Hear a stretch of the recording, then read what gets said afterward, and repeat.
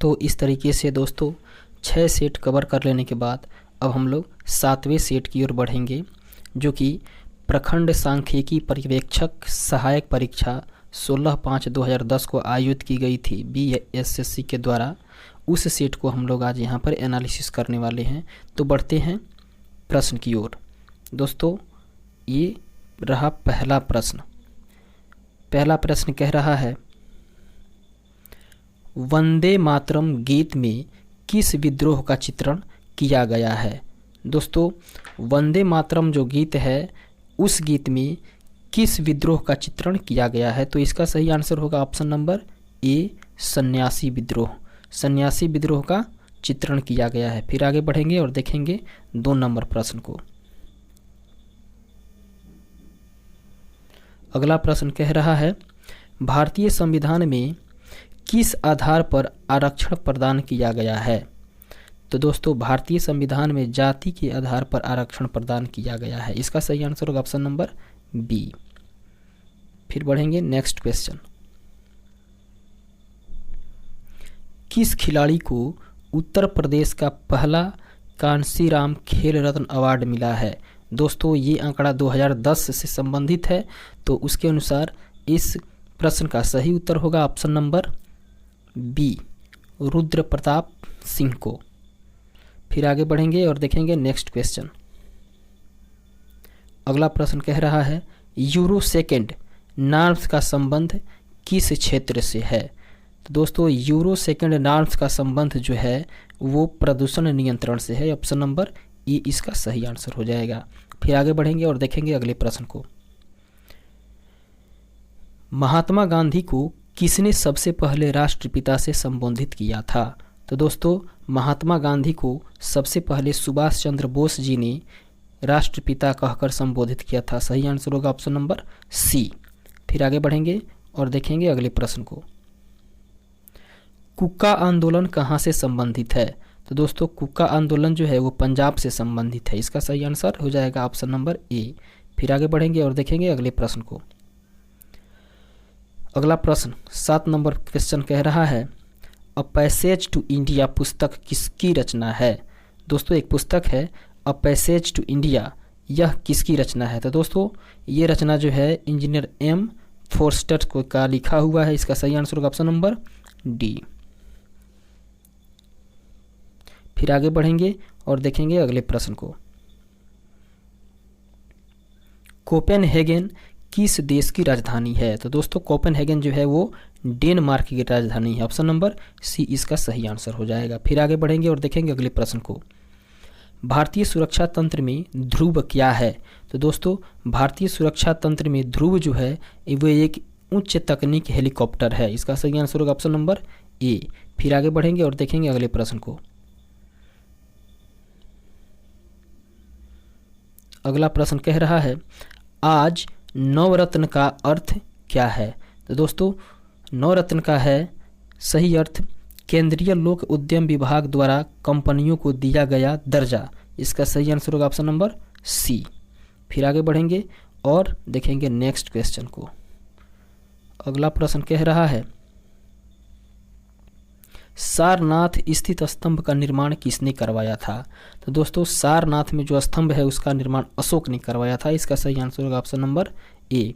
फिर आगे बढ़ेंगे और देखेंगे अगले प्रश्न को। हरिजन बंधु नामक पत्रिका का नाम बदलकर क्या रखा गया था।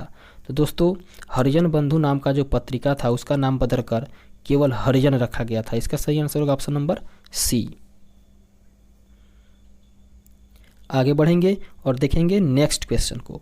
अगला प्रश्न कह रहा है, किस भारतीय भाषा को बोलने वाले लोगों की संख्या विश्व में हिंदी के बाद सबसे अधिक है।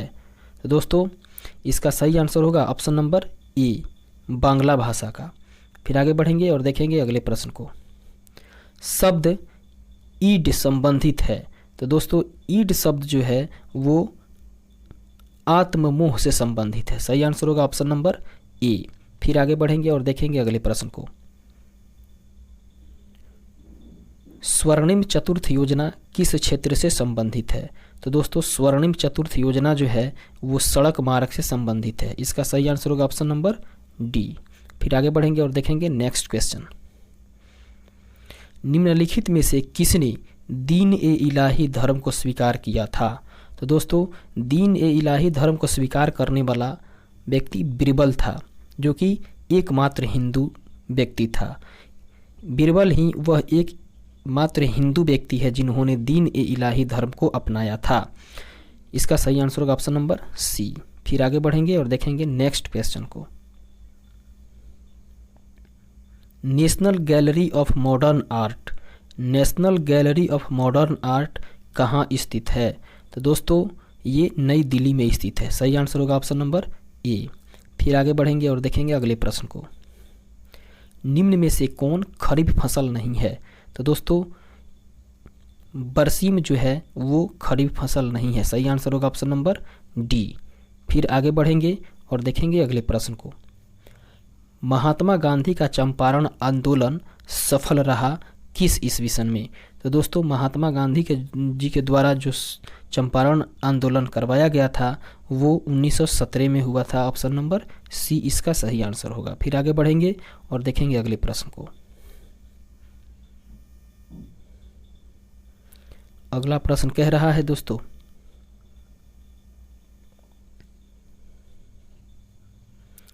सर्वप्राचीन विधि ग्रंथ निम्नलिखित में से कौन है? तो दोस्तों सबसे प्राचीन विधि ग्रंथ मनुस्मृति को कहा जाता है। ऑप्शन नंबर ए इसका सही आंसर होगा। फिर आगे बढ़ेंगे और देखेंगे 21 नंबर प्रश्न को। 21 नंबर प्रश्न कह रहा है गुप्त संवत कब प्रारंभ हुआ? तो दोस्तों गुप्त संवत जो है वो 319 ईस्वी में प्रारंभ हुआ। सही आंसर होगा ऑप्शन नंबर बी। फिर आगे बढ़ेंगे और देखेंगे अगले प्रश्न को। अगला प्रश्न कह रहा है servant of India society, servant of India society से निम्नलिखित में से कौन संबंधित है? तो दोस्तों सर्वेंट ऑफ इंडिया सोसाइटी से गोपाल कृष्ण गोखले संबंधित है। ऑप्शन नंबर बी इसका सही आंसर हो जाएगा। फिर आगे बढ़ेंगे और देखेंगे अगले प्रश्न को। अगला प्रश्न कह रहा है मीनाक्षी मंदिर कहाँ स्थित है? तो दोस्तों मीनाक्षी मंदिर जो है वो मदुरै में स्थित है। ऑप्शन नंबर ए इसका सही आंसर हो जाएगा। फिर आगे बढ़ेंगे और देखेंगे अगले प्रश्न को। हनूज दिल्ली दुरस्त अर्थात अभी दिल्ली दूर है किसने कहा है? तो दोस्तों ये वक्तव्य जो है वो निजामुद्दीन औलिया के द्वारा दिया गया था। ऑप्शन नंबर डी इसका सही आंसर हो जाएगा। फिर आगे बढ़ेंगे और देखेंगे अगले प्रश्न को। गुप्त वंश का संस्थापक निम्नलिखित में से कौन है? तो दोस्तों गुप्त वंश का संस्थापक जो है वो श्रीगुप्त है। सही आंसर होगा ऑप्शन नंबर ए। फिर आगे बढ़ेंगे और देखेंगे 26 नंबर प्रश्न को। तोलकप्पियम ग्रंथ किससे संबंधित है? तो दोस्तों तोलकप्पियम ग्रंथ जो है वो व्याकरण से संबंधित है। ऑप्शन नंबर इसका हो जाएगा सी सही आंसर। फिर आगे बढ़ेंगे और देखेंगे अगले प्रश्न को। 1857 के विद्रोह के समय भारत का गवर्नर जनरल कौन था? तो दोस्तों 1857 का जब विद्रोह हुआ था उस समय भारत का गवर्नर जनरल जो था वो लॉर्ड कैनिंग था। इसका सही आंसर होगा ऑप्शन नंबर सी। फिर आगे बढ़ेंगे और अगले प्रश्न को देखेंगे। किसके शासनकाल में सबसे पहले अधिक मंगोल आक्रमण हुए हैं? तो दोस्तों मोहम्मद बिन तुगलक के शासनकाल में ही सबसे अधिक मंगोलों का आक्रमण हुआ है। तो इसका सही आंसर होगा ऑप्शन नंबर सी। फिर आगे बढ़ेंगे और देखेंगे अगले प्रश्न को। अगला प्रश्न कह रहा है दिल्ली सल्तनत की दरबारी भाषा क्या थी? तो दोस्तों दिल्ली सल्तनत की दरबारी भाषा फारसी थी। सही आंसर होगा ऑप्शन नंबर ए। फिर आगे बढ़ेंगे और देखेंगे नेक्स्ट क्वेश्चन को। अगला प्रश्न कह रहा है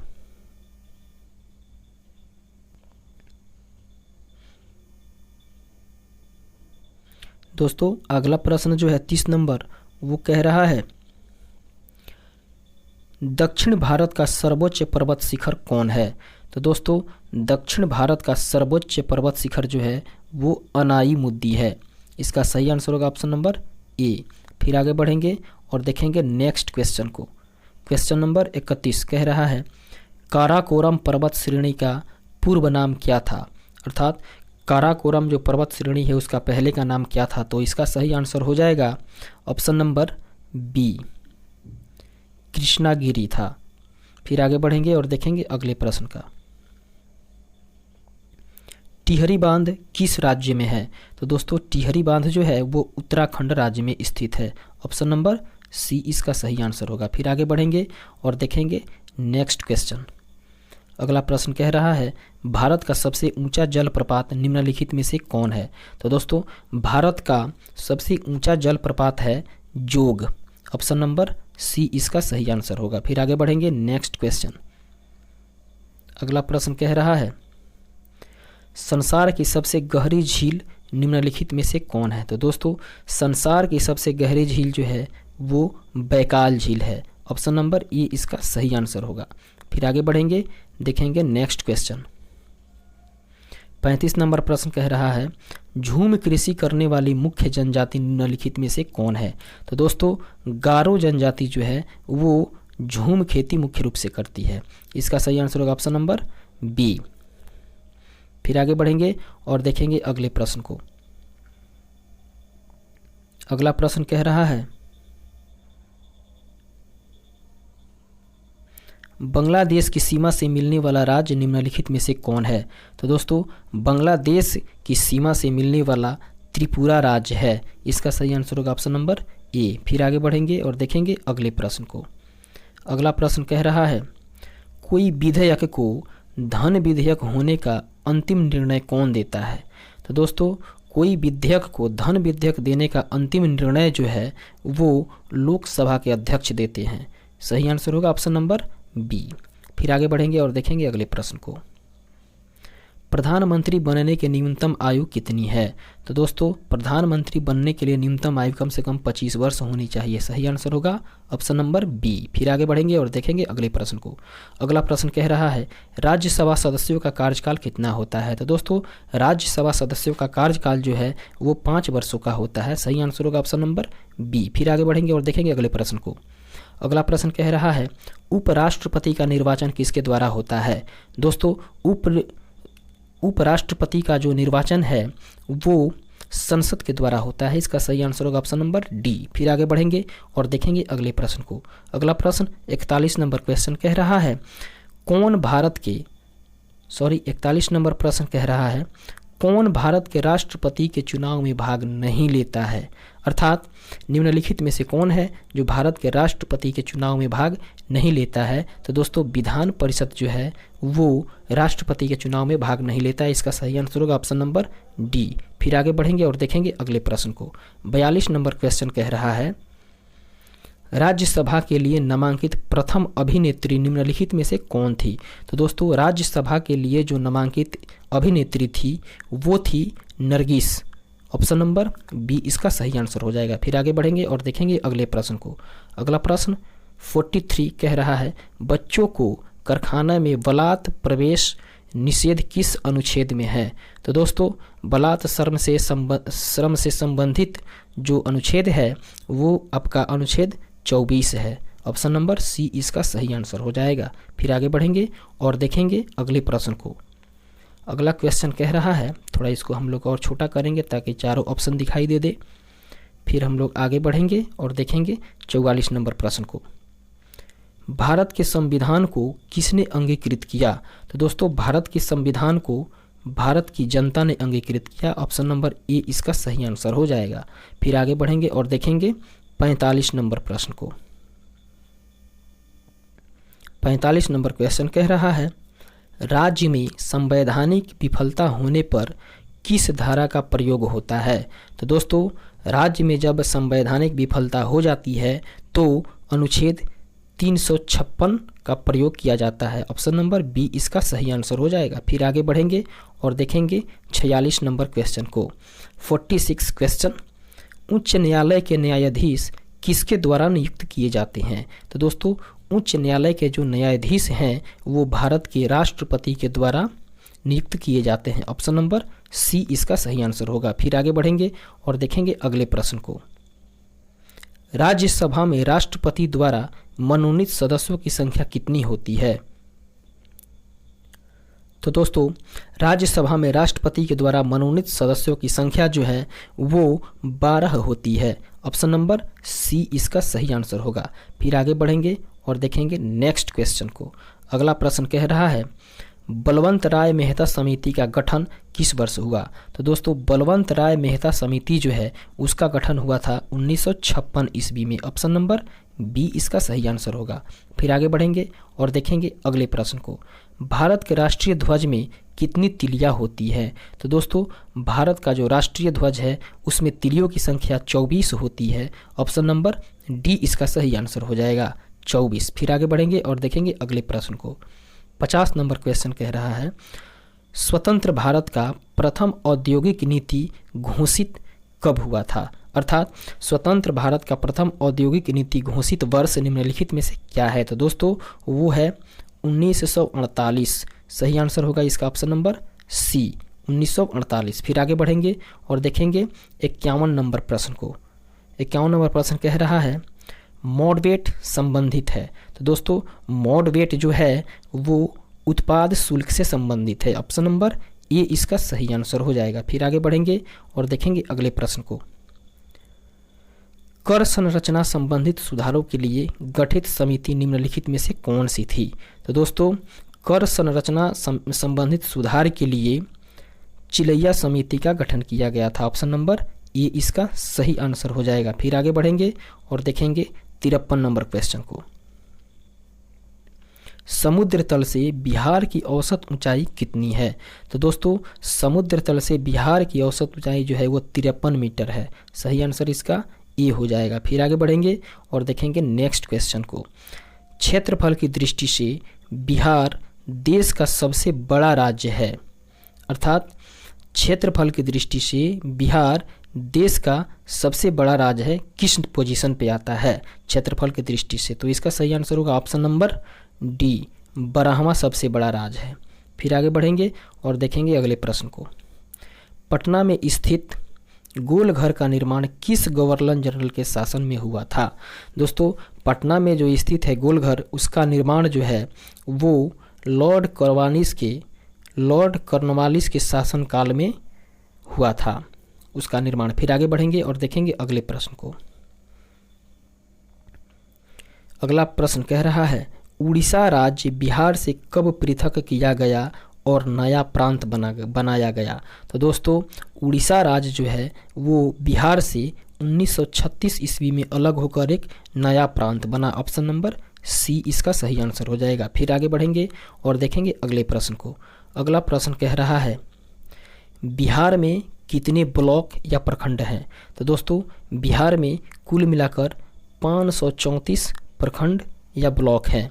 फिर आगे बढ़ेंगे नेक्स्ट क्वेश्चन की ओर और देखेंगे अगले प्रश्न को। अगला प्रश्न कह रहा है प्लाईवुड का कारखाना बिहार में कहाँ है? तो दोस्तों प्लाईवुड का कारखाना जो है वो हाजीपुर में स्थित है। ऑप्शन नंबर बी इसका सही आंसर होगा। फिर आगे बढ़ेंगे और देखेंगे अगले प्रश्न को।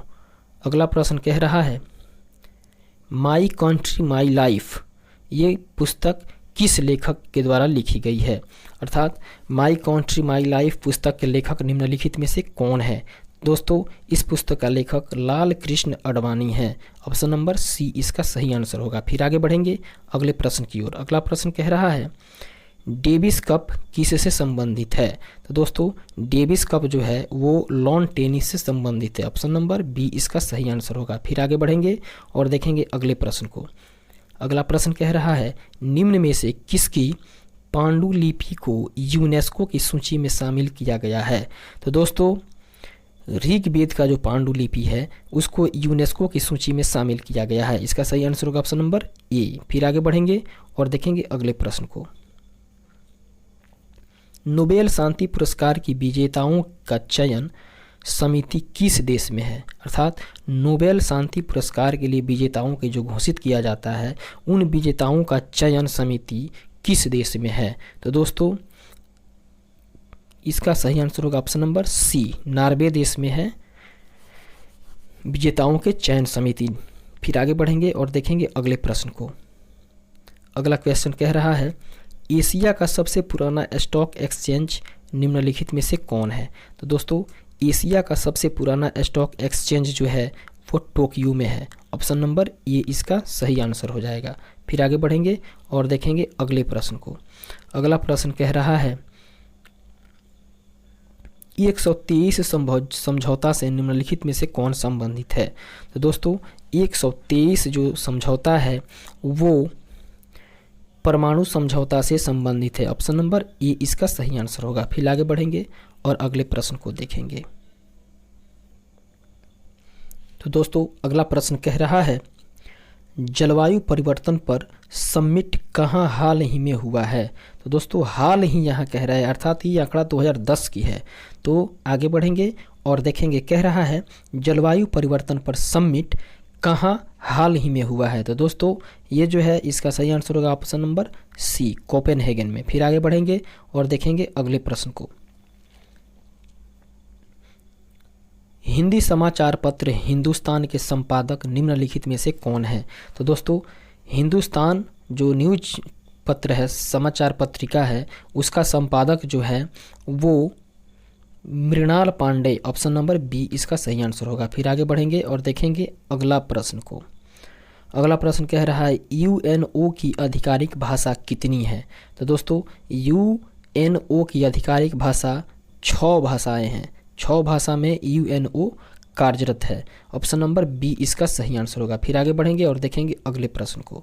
अगला प्रश्न कह रहा है किस राज्य में बौद्ध धर्मावलंबी दूसरे नंबर पर हैं। तो दोस्तों इसका सही आंसर होगा ऑप्शन नंबर सी, अरुणाचल प्रदेश में। अरुणाचल प्रदेश में बौद्ध धर्मावलंबी दूसरे नंबर पे हैं। फिर आगे बढ़ेंगे और देखेंगे अगले प्रश्न को। अमेरिका के राष्ट्रपति अधिकतम कितनी बार निर्वाचित हो सकते हैं। तो दोस्तों अमेरिका का जो राष्ट्रपति हैं वो अधिकतम 2 बार निर्वाचित हो सकते हैं। ऑप्शन नंबर बी इसका सही आंसर हो जाएगा। फिर आगे बढ़ेंगे और देखेंगे अगले प्रश्न को। 70 नंबर क्वेश्चन कह रहा है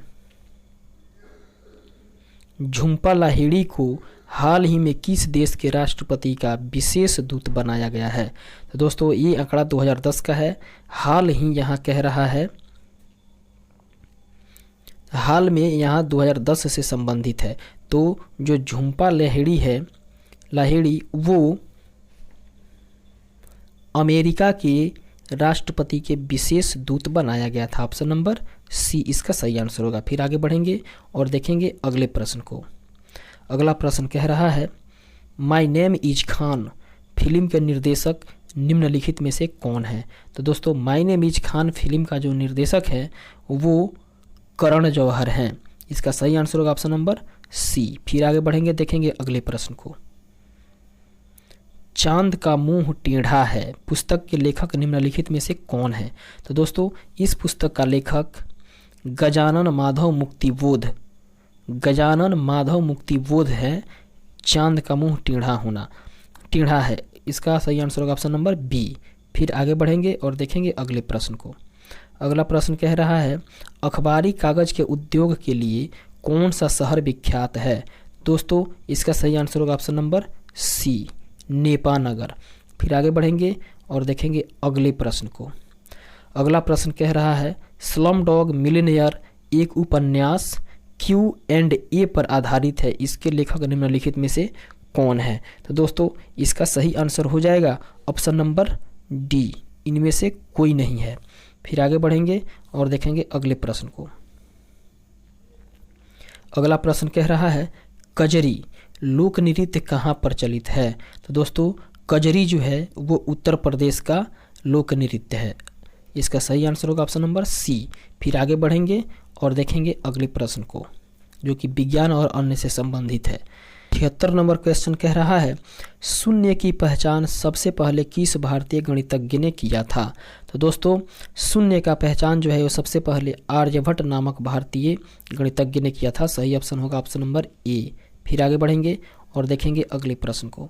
अगला प्रश्न कह रहा है एक विद्युत ट्रेन उत्तर दिशा में जा रही है तो उसका धुआं किस दिशा में जाएगी।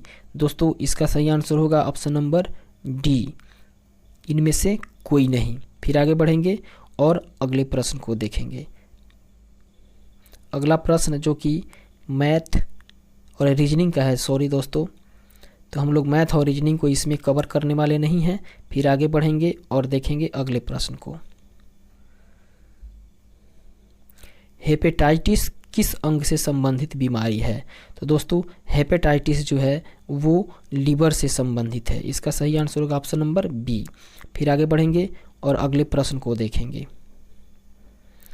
अगला प्रश्न कह रहा है निम्नलिखित को सुमेलित करें। तो इसका आंसर नीचे ऑप्शन में दिया होगा।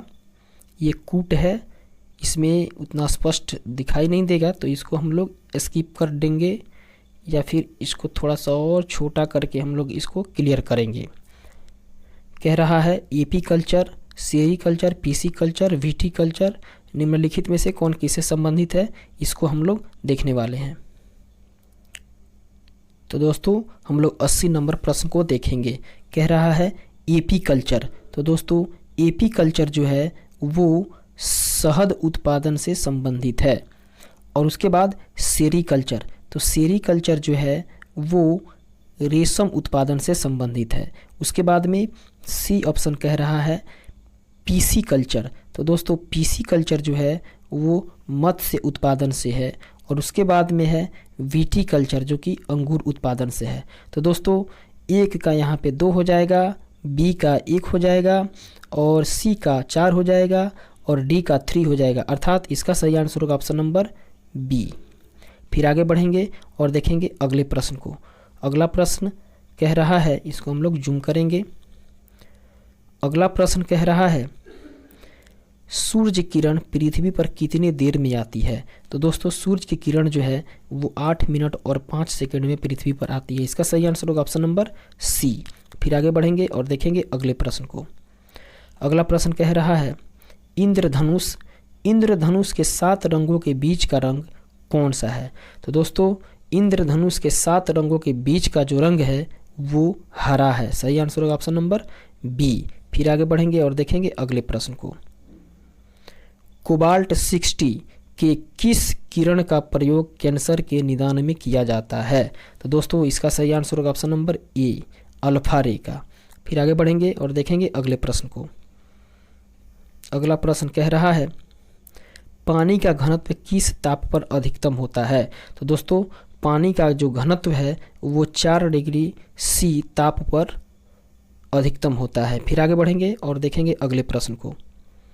ऊष्मा का सबसे अच्छा चालक निम्नलिखित में से कौन है? तो दोस्तों ऊष्मा का सबसे अच्छा चालक चांदी है। ऑप्शन नंबर डी इसका सही आंसर होगा। फिर आगे बढ़ेंगे और देखेंगे 86 नंबर प्रश्न को।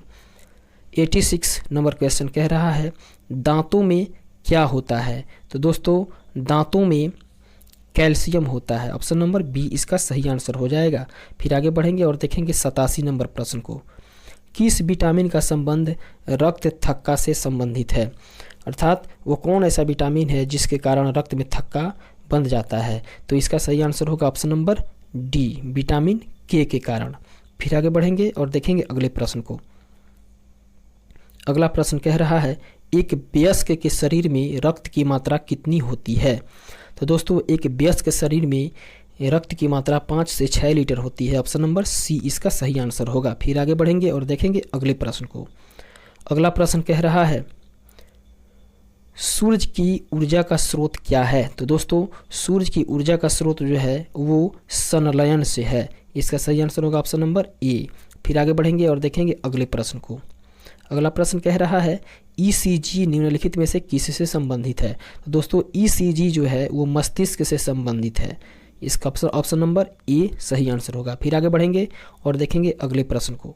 अगला प्रश्न कह रहा है पुरातन अवशेषों के कालक्रम का निर्धारण किस पद्धति से होता है? तो दोस्तों पुरातन अवशेषों के जो कालक्रम है उसका निर्धारण जो है वो कार्बन 14 से होता है। C14 ऑप्शन नंबर बी इसका सही आंसर हो जाएगा। फिर आगे बढ़ेंगे और देखेंगे अगले प्रश्न को। अगला प्रश्न कह रहा है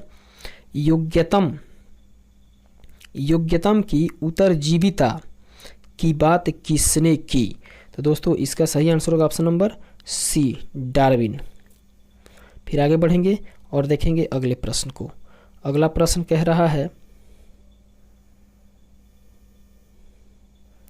अगला प्रश्न कह रहा है कि कंप्यूटर शब्दावली नहीं है, अर्थात निम्नलिखित में से वो कौन है जो कंप्यूटर की शब्दावली नहीं है। तो इसका सही आंसर होगा ऑप्शन नंबर डी, क्रायोजेनिक। फिर आगे बढ़ेंगे और देखेंगे अगले प्रश्न को। edu.in.us निम्नलिखित में से किससे संबंधित है? तो दोस्तों ये शिक्षा से संबंधित है। इसका सही आंसर होगा ऑप्शन नंबर सी। फिर आगे बढ़ेंगे और देखेंगे अगले प्रश्न को। अगला प्रश्न कह रहा है दोस्तों, इन्वायरमेंट शब्द किस भाषा से संबंधित है? तो दोस्तों इन्वायरमेंट शब्द जो है वो देवनागरी से संबंधित है। इसका सही आंसर होगा ऑप्शन नंबर डी। फिर आगे बढ़ेंगे और देखेंगे अगले क्वेश्चन को। अगला क्वेश्चन कह रहा है निम्नलिखित में से कौन दवा की कंपनी नहीं है?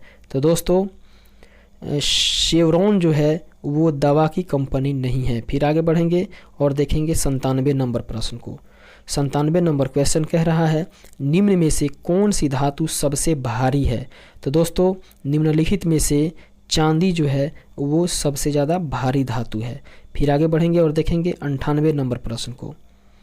98 नंबर प्रश्न कह रहा है उड़ने वाला पक्षी इनमें से कौन है?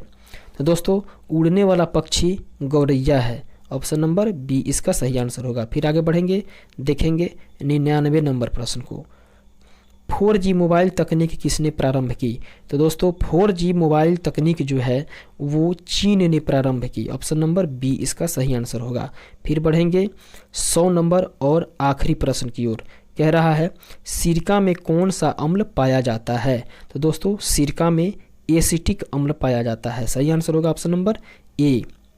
इसके साथ ही 7वां सेट जो हम लोगों का है वो यहाँ पर प्रखंड सांख्यिकी पर्यवेक्षक सहायक परीक्षा जो कि 16/5/2010 को कंडक्ट कराई गई सी BSSC के द्वारा, उसका यहाँ पे समापन होता है। हम लोग 100 क्वेश्चन का एनालिसिस कर चुके हैं और अब हम लोग पढ़ेंगे 8वें सेट की ओर। दोस्तों 7 सेट कवर कर लेने के बाद अब हम लोग 8वें सेट की ओर चलेंगे और 8वां सेट जो है वो काफ़ी महत्वपूर्ण है क्योंकि ये सेट जो है वो प्रथम स्नातक स्तरीय परीक्षा जो BSSC के द्वारा कंडक्ट कराई गई थी उसका एनालिसिस अब हम लोग करने वाले हैं। तो बढ़ते हैं हम लोग अगले सेट की ओर, 8वें सेट की ओर। इसका पहला प्रश्न कह रहा है दुनिया का नवीनतम देश कौन है? तो दोस्तों दुनिया का नवीनतम देश है दक्षिणी सूडान गणतंत्र। इसका सही आंसर होगा ऑप्शन नंबर ए। फिर आगे बढ़ेंगे और देखेंगे अगले प्रश्न को। 2 नंबर क्वेश्चन कह रहा है न्यूनतम साक्षरता वाला प्रदेश निम्नलिखित में से कौन है? तो दोस्तों न्यूनतम साक्षरता वाला प्रदेश बिहार है। इसका सही आंसर होगा ऑप्शन नंबर सी। फिर आगे बढ़ेंगे और देखेंगे 3 नंबर प्रश्न को। अगला क्वेश्चन कह रहा है सम्राट अशोक महान जिसने 40 वर्षों तक भारत में राज किया, उनकी राजधानी उस समय किस नाम से जानी जाती थी? तो दोस्तों इसका सही आंसर होगा ऑप्शन नंबर सी, पाटलिपुत्र। फिर आगे बढ़ेंगे और देखेंगे अगले प्रश्न को। 4 नंबर क्वेश्चन कह रहा है ऐसा प्रथम इंजीनियरिंग स्नातक जो किसी राज्य का 2 बार मुख्यमंत्री रहा हो? तो इसका सही आंसर होगा ऑप्शन नंबर बी, वो बिहार राज्य से संबंधित है। फिर आगे बढ़ेंगे और देखेंगे अगले प्रश्न को। 5 नंबर क्वेश्चन कह रहा है निम्नलिखित में से कौन सा देश आसियान का सदस्य नहीं है? तो दोस्तों इसका सही आंसर होगा ऑप्शन नंबर सी, बांग्लादेश जो है वो आसियान का सदस्य नहीं है। फिर आगे बढ़ेंगे और 6 नंबर प्रश्न को देखेंगे। 6 नंबर प्रश्न कह रहा है उस राज्य का नाम बताएं जहां से भारत के प्रथम राष्ट्रपति चुने गए। तो दोस्तों बिहार वो राज्य है जहां से भारत के प्रथम राष्ट्रपति चुने गए। इसका सही आंसर होगा option number D, doctor Rajendra Prasad के नाम से बिहार के राज्य से प्रथम राष्ट्रपति चुने गए। फिर आगे बढ़ेंगे और देखेंगे अगले प्रश्न को। सिखों के 10वें गुरु गुरु गोविंद सिंह का जन्म निम्नलिखित में से कहाँ हुआ था? तो दोस्तों गुरु गोविंद सिंह का जन्म पटना में हुआ था। इसका सही आंसर होगा ऑप्शन नंबर सी। फिर आगे बढ़ेंगे और नेक्स्ट क्वेश्चन को देखेंगे। अगला प्रश्न कह रहा है 1946 ईस्वी में गठित अंतरिम सरकार में डॉक्टर राजेंद्र प्रसाद किस विभाग के मंत्री थे? तो दोस्तों वो खाद्य एवं कृषि मंत्री विभाग के मंत्री थे। इसका सही आंसर होगा ऑप्शन नंबर सी। फिर आगे बढ़ेंगे और देखेंगे अगले प्रश्न को। अगला प्रश्न 9 नंबर कह रहा है वैश्विक तापमान के बढ़ने की समस्या से निपटने के लिए अपने लोगों पर कार्बन कर लगाए जाने का प्रस्ताव करने वाला विश्व का पहला देश निम्नलिखित में से कौन सा है? तो दोस्तों इसका सही आंसर होगा ऑप्शन नंबर डी, न्यूजीलैंड। फिर आगे बढ़ेंगे और अगले प्रश्न को देखेंगे। 10 नंबर क्वेश्चन कह रहा है, इसको थोड़ा और छोटा करेंगे। 10 नंबर क्वेश्चन कह रहा है निम्नलिखित में से किस क्षेत्र में वर्ष 2005 में इंदिरा गांधी परमाणु अनुसंधान केंद्र ने उल्लेखनीय उन्नति की? तो दोस्तों इसका सही आंसर होगा option number A, fast breeder test reactor के यूरेनियम प्लूटोनियम मिश्रित कार्बाइड ईंधन का पुनर्संसाधनीकरण में। फिर आगे बढ़ेंगे और 11 नंबर प्रश्न को देखेंगे। 11 नंबर क्वेश्चन कह रहा है इच्छा मृत्यु को कानूनी रूप देने वाला पहला देश निम्नलिखित में से कौन है? तो दोस्तों इसका सही आंसर होगा नीदरलैंड, ऑप्शन नंबर सी। फिर आगे बढ़ेंगे और 12 नंबर प्रश्न को देखेंगे। 12 नंबर क्वेश्चन कह रहा है निम्नलिखित में से कौन सा आयोग सर्वप्रथम भारत के संविधान की किसी धारा के अंतर्गत किसी निश्चित प्रावधान के अनुपालन में स्थापित किया गया? तो दोस्तों इसका सही आंसर होगा चुनाव आयोग, ऑप्शन नंबर सी। फिर आगे बढ़ेंगे और देखेंगे 13 नंबर प्रश्न को। 13 नंबर क्वेश्चन कह रहा है विश्व आर्थिक फोरम की वार्षिक बैठक का स्थल दावोस कहाँ पर स्थित है? दोस्तों इसका सही आंसर होगा स्विट्जरलैंड में, ऑप्शन नंबर सी। फिर आगे बढ़ेंगे और देखेंगे अगले प्रश्न को। ओलंपिक खेलों में किस खेल के लिए वाल वारकर कप प्रदान किया जाता है? दोस्तों इसका सही आंसर होगा ऑप्शन नंबर बी, मुक्केबाजी में। फिर आगे बढ़ेंगे और नेक्स्ट क्वेश्चन को देखेंगे। अगला प्रश्न 15 नंबर कह रहा है प्राचीन नगर तक्षशिला निम्नलिखित में से किन के बीच में स्थित है? तो दोस्तों इसका सही आंसर होगा सिंधु तथा झेलम नदी के बीच में, ऑप्शन नंबर ए इसका सही आंसर होगा। फिर आगे बढ़ेंगे और देखेंगे 16 नंबर प्रश्न को। 16 नंबर क्वेश्चन कह रहा है निम्नलिखित में से कौन सा विद्रोह बंकिम चंद्र चटर्जी के उपन्यास आनंद मठ के द्वारा प्रसिद्ध हुआ है? तो दोस्तों इसका सही आंसर हो जाएगा सन्यासी विद्रोह, ऑप्शन नंबर डी। फिर आगे बढ़ेंगे और अगले प्रश्न को देखेंगे। 17 नंबर क्वेश्चन कह रहा है निम्नलिखित में से कौन सा कथन सत्य नहीं है? इसका सही आंसर होगा कावेरी नदी का उद्गम आंध्र प्रदेश में है, ऑप्शन नंबर सी इसका सही आंसर होगा, जो कि कावेरी नदी का उद्गम आंध्र प्रदेश में नहीं है। ये कथन गलत है। फिर आगे बढ़ेंगे और देखेंगे 18 नंबर प्रश्न को। निम्नलिखित में से कौन एक हिंदुस्तानी शास्त्रीय गायक है? निम्नलिखित में से कौन एक हिंदुस्तानी शास्त्रीय गायक है? दोस्तों Gangubai Hangal, option number C. फिर आगे बढ़ेंगे और देखेंगे 19 नंबर प्रश्न को। कोलंबो से अड़मेड़ा तक व्याख्यान निम्नलिखित में से किसके अनुभवों पर आधारित है?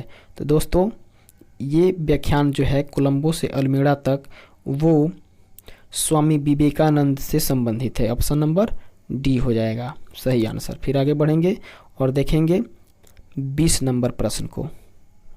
20 नंबर क्वेश्चन कह रहा है वैज्ञानिक तथा औद्योगिक अनुसंधान परिषद का अध्यक्ष कौन है? दोस्तों इसका सही आंसर हो जाएगा भारत का प्रधानमंत्री, ऑप्शन नंबर सी। फिर आगे बढ़ेंगे, नेक्स्ट क्वेश्चन।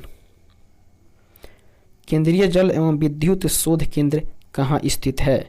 दोस्तों खड़गवासला में, सही आंसर होगा ऑप्शन नंबर ए। फिर आगे बढ़ेंगे, next question 22 number.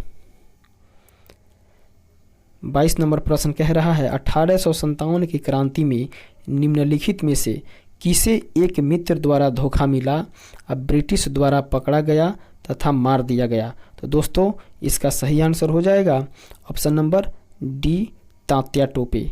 Tatya Tope को ही उनका एक दोस्त ने धोखा दे दिया, जिसकी वजह से अंग्रेजों ने उनको मार डाला पकड़कर। फिर आगे बढ़ेंगे और देखेंगे 23 नंबर प्रश्न को। 23 नंबर क्वेश्चन कह रहा है 1929 ईस्वी में किसकी अध्यक्षता में आयोजित हुए भारतीय राष्ट्रीय कांग्रेस के लाहौर अधिवेशन में ब्रिटिश शासन से पूर्व स्वतंत्रता का प्रस्ताव पारित किया गया? तो दोस्तों इसका सही आंसर होगा पंडित जवाहरलाल नेहरू के, ऑप्शन नंबर सी, पंडित जवाहरलाल नेहरू की अध्यक्षता में। फिर आगे बढ़ेंगे और देखेंगे 24 नंबर प्रश्न को। राजनीति का निम्नलिखित में से कौन सा एक दिशा निर्देश सिद्धांत महात्मा गांधी के दर्शन से जुड़ा हुआ है? तो दोस्तों इसका सही आंसर होगा ग्राम पंचायतों की स्थापना, ऑप्शन नंबर बी इसका सही आंसर होगा। फिर आगे बढ़ेंगे और देखेंगे 25 नंबर प्रश्न को। 25 नंबर क्वेश्चन कह रहा है हड़प्पा सभ्यता निम्नलिखित में से किससे संबंधित है? तो दोस्तों हड़प्पा सभ्यता जो है वो कांस्य युग से संबंधित है, ऑप्शन नंबर ए इसका सही आंसर हो जाएगा। फिर आगे बढ़ेंगे और 26 नंबर प्रश्न को देखेंगे। 26 नंबर क्वेश्चन कह रहा है भारत तथा चीन के बीच सीमा बनाने वाली रेखा निम्नलिखित में से कौन सी है? तो दोस्तों भारत और चीन के बीच में जो है वो मैकमोहन रेखा खींची गई है, इसका सही आंसर होगा ऑप्शन नंबर बी। फिर आगे बढ़ेंगे और नेक्स्ट क्वेश्चन को देखेंगे 27 नंबर। 27 नंबर प्रश्न कह रहा है नीचे दी गई प्रमुख घटनाओं का सही तिथि क्रम क्या है? पहला घटना है SLV-3 लॉन्च, 2 में बांग्लादेश का बनना, 3 सिक्किम भारत का 22वां राज्य बना और चौथा है पोखरण वन परीक्षण। तो दोस्तों इसका सही क्रम होगा पहले 2 नंबर, फिर होगा 4 नंबर पोखरण वन परीक्षण, फिर होगा 3 नंबर सिक्किम भारत का 22वां राज्य बना और आखिरी में होगा SLV-3 लॉन्च, अर्थात इसका सही आंसर होगा ऑप्शन नंबर ए। फिर आगे बढ़ेंगे और देखेंगे 28 नंबर प्रश्न को। 28 नंबर क्वेश्चन कह रहा है निम्नलिखित में से किन देशों के समूह से भूमध्य रेखा गुजरती है? तो दोस्तों इसका सही आंसर होगा कोलंबिया, केन्या तथा इंडोनेशिया, ऑप्शन नंबर बी। फिर आगे बढ़ेंगे और अगले प्रश्न को देखेंगे। 29 नंबर क्वेश्चन कह रहा है चीनी तीर्थयात्री वेन सांग ने भारत का भ्रमण किया था किसके शासनकाल में? तो दोस्तों इसका सही आंसर होगा हर्षवर्धन के शासनकाल में, ऑप्शन नंबर सी इसका सही आंसर होगा। फिर बढ़ेंगे अगले प्रश्न की ओर। 30 नंबर क्वेश्चन। 30 नंबर क्वेश्चन कह रहा है पूर्ण क्रांति का आह्वान किया गया था किसके द्वारा?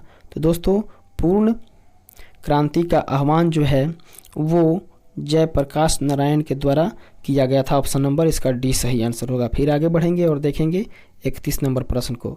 विंग्स ऑफ फायर पुस्तक के लेखक कौन है? तो दोस्तों Wings of Fire doctor APJ Abdul Kalam के द्वारा लिखा गया था, ऑप्शन नंबर ए इसका सही आंसर होगा। फिर आगे बढ़ेंगे और देखेंगे 32 नंबर प्रश्न को। दोस्तों 32 नंबर क्वेश्चन कह रहा है भाखड़ा नांगल बांध कहाँ पर स्थित है? दोस्तों भाखड़ा नांगल बांध जो है वो सतलज नदी के तट पर स्थित है, इसका सही आंसर होगा ऑप्शन नंबर बी। फिर आगे बढ़ेंगे और देखेंगे 33 नंबर प्रश्न को। 33 नंबर क्वेश्चन कह रहा है कल्हड़ द्वारा रचित रजत रंजनी क्या है? इसका सही आंसर होगा कश्मीर का इतिहास बताता है, सही आंसर ऑप्शन नंबर बी हो जाएगा। रजत रंजनी जो है वो कश्मीर के इतिहास से संबंधित है जो कि कल्हड़ द्वारा रचित है। फिर आगे बढ़ेंगे और देखेंगे अगले प्रश्न को। 34 नंबर क्वेश्चन कह रहा है राजा राम मोहन राय किसके संस्थापक थे? तो दोस्तों राजा राम मोहन राय जो हैं वो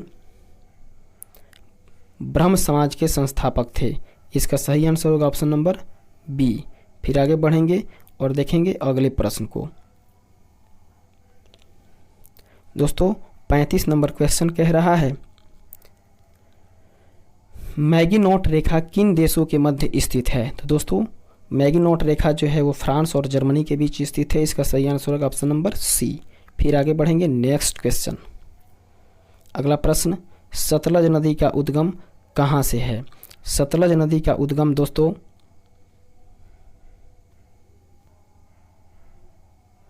चीन में है। सतलज नदी का उद्गम चीन में है। इसका सही आंसर होगा ऑप्शन नंबर बी। फिर आगे बढ़ेंगे और देखेंगे next question 37 number. 37 number question कह रहा है, भारतीय संविधान सभा ने भारतीय राष्ट्रीय ध्वज की रूपरेखा को कब अंगीकार किया था? तो दोस्तों भारतीय संविधान सभा ने भारतीय राष्ट्रीय ध्वज की रूपरेखा को 22 जुलाई 1947 को अंगीकार किया था। सही आंसर होगा ऑप्शन नंबर डी। फिर देखेंगे अगले प्रश्न को। 38 नंबर प्रश्न कह रहा है, भारतीय राष्ट्रगान पहली बार कब गाया गया था? तो दोस्तों भारतीय राष्ट्रगान जो है वो 1911 में गाया गया था। इसका सही आंसर होगा ऑप्शन नंबर बी। फिर आगे बढ़ेंगे और देखेंगे अगले प्रश्न को। 39 नंबर क्वेश्चन कह रहा है, भारत में श्वेत क्रांति के जनक किसे माना जाता है? दोस्तों श्वेत क्रांति का जनक जो है वो डॉक्टर बी कुरियन को माना जाता है। सही आंसर होगा ऑप्शन नंबर ए। फिर आगे बढ़ेंगे और देखेंगे 40 नंबर प्रश्न को। भारत का राष्ट्रीय फल निम्नलिखित में से कौन सा है? तो दोस्तों भारत का राष्ट्रीय फल है आम। इसका सही आंसर डी हो जाएगा। फिर आगे बढ़ेंगे और देखेंगे अगले प्रश्न को। 41 नंबर क्वेश्चन कह रहा है, भारत में हरित क्रांति का जनक किसे माना जाता है? तो दोस्तों हरित क्रांति का जनक MS स्वामीनाथन को माना जाता है। सही आंसर होगा ऑप्शन नंबर बी। फिर आगे बढ़ेंगे और देखेंगे अगले प्रश्न को। 42 नंबर क्वेश्चन कह रहा है, श्री कुमार बनर्जी निम्नलिखित में से किस से संबंधित है? तो दोस्तों श्री कुमार बनर्जी जो हैं वो परमाणु ऊर्जा आयोग और भाभा परमाणु अनुसंधान केंद्र से संबंधित है। इसका सही आंसर होगा ऑप्शन नंबर डी। ए और बी दोनों से संबंधित है। फिर आगे बढ़ेंगे और देखेंगे 43 नंबर प्रश्न को। राष्ट्रीय स्मार्ट गवर्नमेंट संस्थान कहाँ स्थित है? दोस्तों इसका सही आंसर होगा ऑप्शन नंबर ए, हैदराबाद में। फिर आगे बढ़ेंगे और देखेंगे 44 नंबर प्रश्न को। वह भारतीय टेनिस खिलाड़ी जो फिल्म निर्माण हेतु हॉलीवुड से जुड़े हैं वो कौन है? तो दोस्तों इसका सही आंसर हो जाएगा option number D, Ashok Amritraj. फिर आगे बढ़ेंगे और देखेंगे 45 नंबर क्वेश्चन। लौ शब्द जो है वो निम्नलिखित में से किस खेल से संबंधित है? लौ शब्द जो है दोस्तों वो टेनिस खेल से संबंधित है। सही आंसर होगा ऑप्शन नंबर ए। फिर आगे बढ़ेंगे और देखेंगे 46 नंबर प्रश्न को। 46 नंबर क्वेश्चन कह रहा है, वर्ष 2014 में राष्ट्रमंडल खेल निम्नलिखित में से किस देश में आयोजित किए जाएंगे? तो दोस्तों 2014 का राष्ट्रमंडल जो खेल है वो स्कॉटलैंड में आयोजित किया गया था। सही आंसर होगा ऑप्शन नंबर सी। फिर देखेंगे अगले प्रश्न को। 47 नंबर क्वेश्चन कह रहा है, वृंदावन गार्डन कहाँ पर स्थित है? दोस्तों वृंदावन गार्डन जो है वो मैसूर में स्थित है। सही आंसर होगा ऑप्शन नंबर सी। फिर आगे बढ़ेंगे और देखेंगे 48 नंबर क्वेश्चन। उस राज्य का नाम बताइए जहां से अधिकतम संख्या में केंद्रीय रेलवे मंत्री बने हैं। तो दोस्तों वो राज्य बिहार है। इसका सही आंसर होगा ऑप्शन नंबर बी। फिर आगे बढ़ेंगे और देखेंगे 49 नंबर क्वेश्चन। निम्न में से कौन एक टेनिस खिलाड़ी है? दोस्तों इनमें से कोई नहीं। इसका आंसर होगा ऑप्शन नंबर डी, इनमें से कोई नहीं है जो टेनिस का खिलाड़ी है। फिर आगे बढ़ेंगे और देखेंगे 50 नंबर प्रश्न को। श्री HR भारद्वाज कहाँ के राज्यपाल हैं? दोस्तों उस समय उस परीक्षा के समय जो ये क्वेश्चन किया गया था उसके अनुसार इसका सही आंसर होगा कर्नाटका के ऑप्शन नंबर ए। अब अगले प्रश्न को देखेंगे दोस्तों।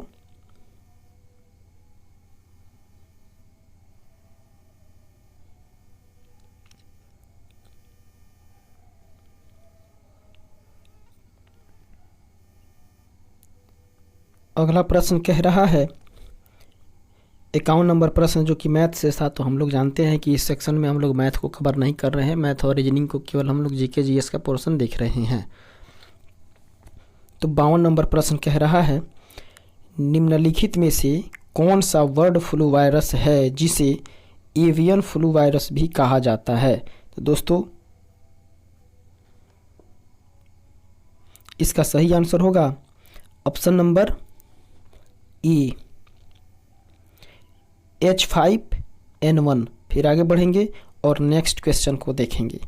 अगला प्रश्न कह रहा है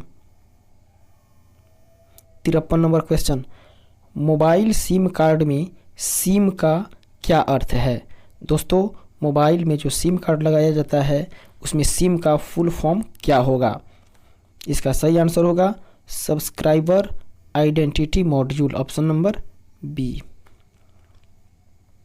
फिर आगे बढ़ेंगे और देखेंगे 54 नंबर प्रश्न को। 54 नंबर क्वेश्चन कह रहा है दोस्तों निम्न में से कौन सा भारी पिंड सायंकाल या रात्रि में आकाश में सबसे अधिक चमकता है। तो दोस्तों इसका सही आंसर हो जाएगा ऑप्शन नंबर डी शुक्र। फिर आगे बढ़ेंगे और देखेंगे 55 नंबर प्रश्न को। 55 नंबर क्वेश्चन कह रहा है समुद्रीय शीतल पवन बहती है। तो दोस्तों समुद्रीय शीतल पवन जो है वो दिन में भूमि से समुद्र की ओर बहती है, ऑप्शन नंबर ए इसका सही आंसर होगा।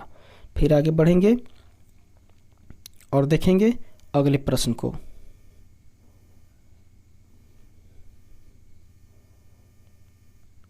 अंठावन नंबर क्वेश्चन कह रहा है यदि एक पेंडुलम से दोलन करने वाली घड़ी को पृथ्वी से चंद्रमा पर ले जाया जाए तो घड़ी पर क्या प्रभाव पड़ेगा या घड़ी क्या होगी। तो दोस्तों वो घड़ी जो है वो सुस्त हो जाएगी, इसका सही आंसर होगा ऑप्शन नंबर ए। फिर आगे बढ़ेंगे और देखेंगे अगले प्रश्न को। जब प्रकाश की तरंगे वायु से कांच में होकर गुजरती है तब कौन से परिवर्त्य प्रभावित होंगे। दोस्तों इसका सही आंसर होगा ऑप्शन नंबर डी केवल तरंगदैर्घ्य तथा वेग। फिर आगे बढ़ेंगे और देखेंगे अगले प्रश्न को। अगला प्रश्न कह रहा है एक पिंड कुल दूरी का आधा भाग वेग v1 से यात्रा करता है तथा शेष आधा भाग v2 वेग से करता है, तब उस पिंड का औसत वेग क्या होगा। दोस्तों इसका सही आंसर होगा option number D 2v1v2 by v1 plus v2। फिर आगे बढ़ेंगे और देखेंगे अगले प्रश्न को।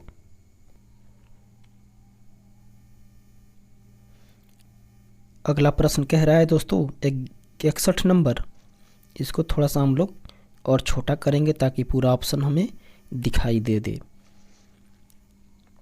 61 नंबर प्रश्न कह रहा है एक्स किरणों का उपयोग क्रिस्टल संरचना के अध्ययन के लिए किया जाता है क्योंकि एक्स किरणों की तरंगदैर्घ्य तथा क्रिस्टल के अंतर परमाणुक की दूरी की परिमाण की कोटि समान होती है। ऑप्शन नंबर इसका बी सही आंसर होगा।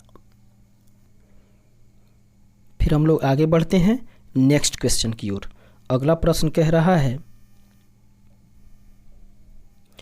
मनुष्य के नेत्र की रेटिना पर प्रतिबिंब बनता है।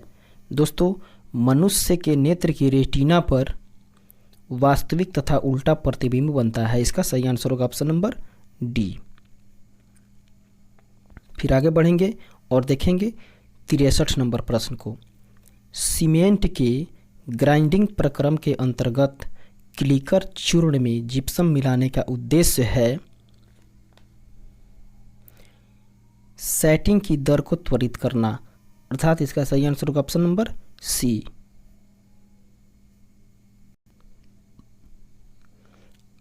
अब अगले प्रश्न को देखते हैं। 64 नंबर क्वेश्चन कह रहा है प्राकृतिक गैस का मुख्य अवयव निम्नलिखित में से कौन है। तो दोस्तों प्राकृतिक गैस का मुख्य अवयव मीथेन है। सही आंसर होगा ऑप्शन नंबर ए। फिर आगे बढ़ेंगे और देखेंगे अगले प्रश्न को। 69 नंबर क्वेश्चन कह रहा है पौधों में क्लोरोफिल बनाने के लिए कौन सा तत्व सहायक होता है। तो दोस्तों पौधों में क्लोरोफिल बनाने के लिए मैग्नीशियम सहायक होता है। इसका सही आंसर होगा ऑप्शन नंबर बी। फिर आगे बढ़ेंगे और देखेंगे 70 नंबर प्रश्न को। 70 नंबर क्वेश्चन कह रहा है वह तापमान जिस पर सेंटीग्रेड तथा फ़ारेनहाइट थर्मोमीटर की रीडिंग एक समान होती है वो तापमान है -40। इसका सही आंसर होगा ऑप्शन नंबर डी। फिर आगे बढ़ेंगे और देखेंगे अगले प्रश्न को। 72 नंबर क्वेश्चन कह रहा है निम्न में से कौन सा पदार्थ नाभिकीय रिएक्टर में मंदन का काम करता है। दोस्तों नाभिकीय रिएक्टर में वो कौन ऐसा पदार्थ है जो मंदक का काम करता है। तो इसका सही आंसर होगा भारी जल, ऑप्शन नंबर सी। फिर आगे बढ़ेंगे और नेक्स्ट क्वेश्चन को देखेंगे। अगला प्रश्न कह रहा है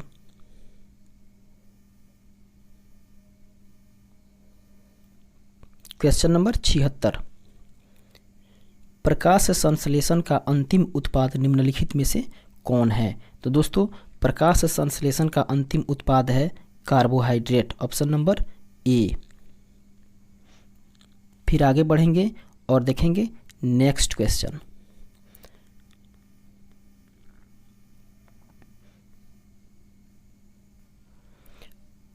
अगला प्रश्न कह रहा है दोस्तों एस्बेस्टस के कारण होने वाला प्रमुख रोग कौन सा है।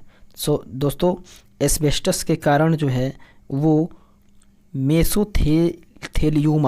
मेसोथेलियोमा रोग होता है, ऑप्शन नंबर ए इसका सही आंसर होगा। फिर आगे बढ़ेंगे और नेक्स्ट क्वेश्चन को देखेंगे। 83 इनुसिलिन उत्पादित होता है। दोस्तों इनुसिलिन जो है वो पेनक्रियास या अग्न्याशय के द्वारा उत्पादित होता है। सही आंसर होगा ऑप्शन नंबर डी। आगे बढ़ेंगे और नेक्स्ट क्वेश्चन को देखेंगे।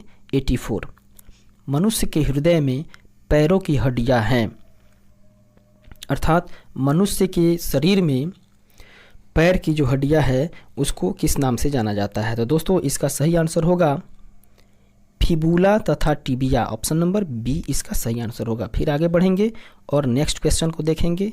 85 नंबर प्रश्न कह रहा है दोस्तों विटामिन ए की कमी के कारण क्या होता है। तो दोस्तों विटामिन ए की कमी के कारण होता है night blindness, option number C इसका सही आंसर होगा। फिर आगे बढ़ेंगे और देखेंगे नेक्स्ट क्वेश्चन को। 88 नंबर प्रश्न कह रहा है दोस्तों वायु का वेग संबंधित है। तो दोस्तों वायु का वेग जो है वो दाब प्रवणता से संबंधित है, ऑप्शन नंबर सी इसका सही आंसर हो जाएगा। फिर आगे बढ़ेंगे और देखेंगे अगले प्रश्न को। 89 मानव शरीर में रक्तचाप नियंत्रित होता है। तो दोस्तों मानव शरीर में रक्तचाप जो है वो अधिवृक्क ग्रंथि से नियंत्रित होता है। सही आंसर होगा इसका ऑप्शन नंबर ए। फिर आगे बढ़ेंगे और अगले प्रश्न को देखेंगे। अगला क्वेश्चन 90 नंबर कह रहा है कंप्यूटर में वायरस संबंधित है। तो दोस्तों कंप्यूटर में वायरस जो है वो प्रोग्राम से संबंधित है। इसका सही आंसर होगा ऑप्शन नंबर सी। फिर आगे बढ़ेंगे नेक्स्ट क्वेश्चन। 91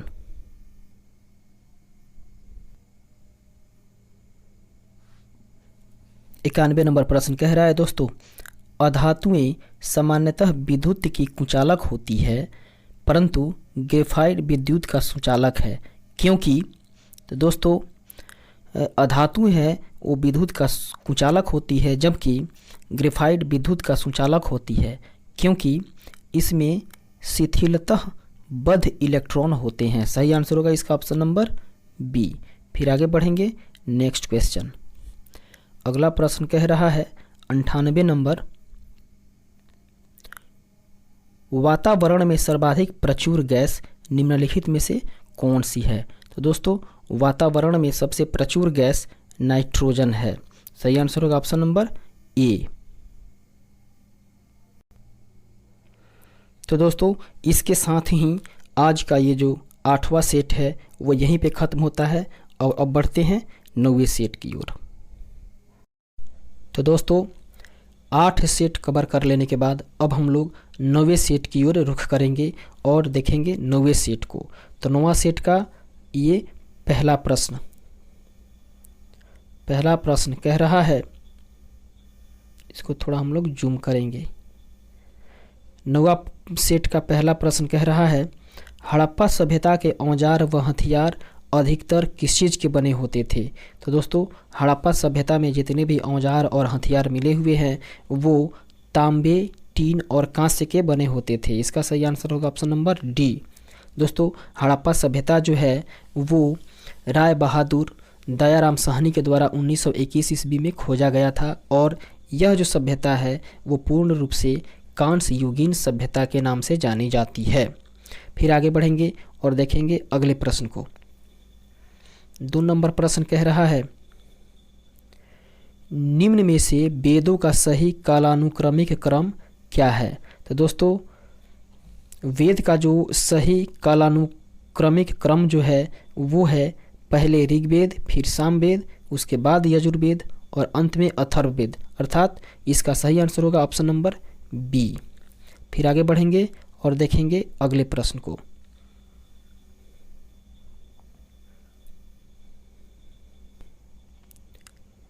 अगला प्रश्न 3 नंबर कह रहा है, उपनिषदों को वेदांत के रूप में भी जाना जाता है और इसकी संख्या कितनी है? तो दोस्तों इसकी संख्या जो है वो 108 बताई गई है। ऑप्शन नंबर सी इसका सही आंसर होगा। फिर आगे बढ़ेंगे और देखेंगे 4 नंबर प्रश्न को। दोस्तों इसमें लिस्ट ए से लिस्ट बी का मिलान करने के लिए कह रहा है और पूरा ऑप्शन देखने के लिए हम लोग इसको थोड़ा सा और छोटा करेंगे ताकि प्रश्न और इसका ऑप्शन दोनों दिखाई दे दी। फिर हम लोग इसको थोड़ा सा और छोटा करेंगे और देखेंगे। दोस्तों इसमें कह रहा है बितास्ता, एस्किनी, परुष्णी और बिपाशा ये नदी का पुराना नाम है और लिस्ट बी में जो दिया हुआ है अर्थात लिस्ट 2 में वो उस नदी का नवीनतम नाम है। तो दोस्तों पुराने से नए का हम लोग मिलान करेंगे और देखेंगे बितास्ता किस नदी का पुराना नाम है। तो दोस्तों बितास्ता जो है वो आपको झेलम से संबंधित है। फिर हम लोग देखेंगे एस्किनी जो है वो दोस्तों चिनाव से संबंधित है। फिर हम लोग देखेंगे परुष्णी जो दिया हुआ है वो रावी से संबंधित है अर्थात 5 नंबर दोस्तों। फिर हम लोग देखेंगे बिपास को, तो बिपास जो है वो ब्यास से संबंधित है। तो दोस्तों ए का 3, बी का 1, सी का 5 और डी का 2 अर्थात इसका सही आंसर होगा ऑप्शन नंबर सी। फिर आगे बढ़ेंगे और देखेंगे अगले प्रश्न को। अगला प्रश्न कह रहा है दोस्तों,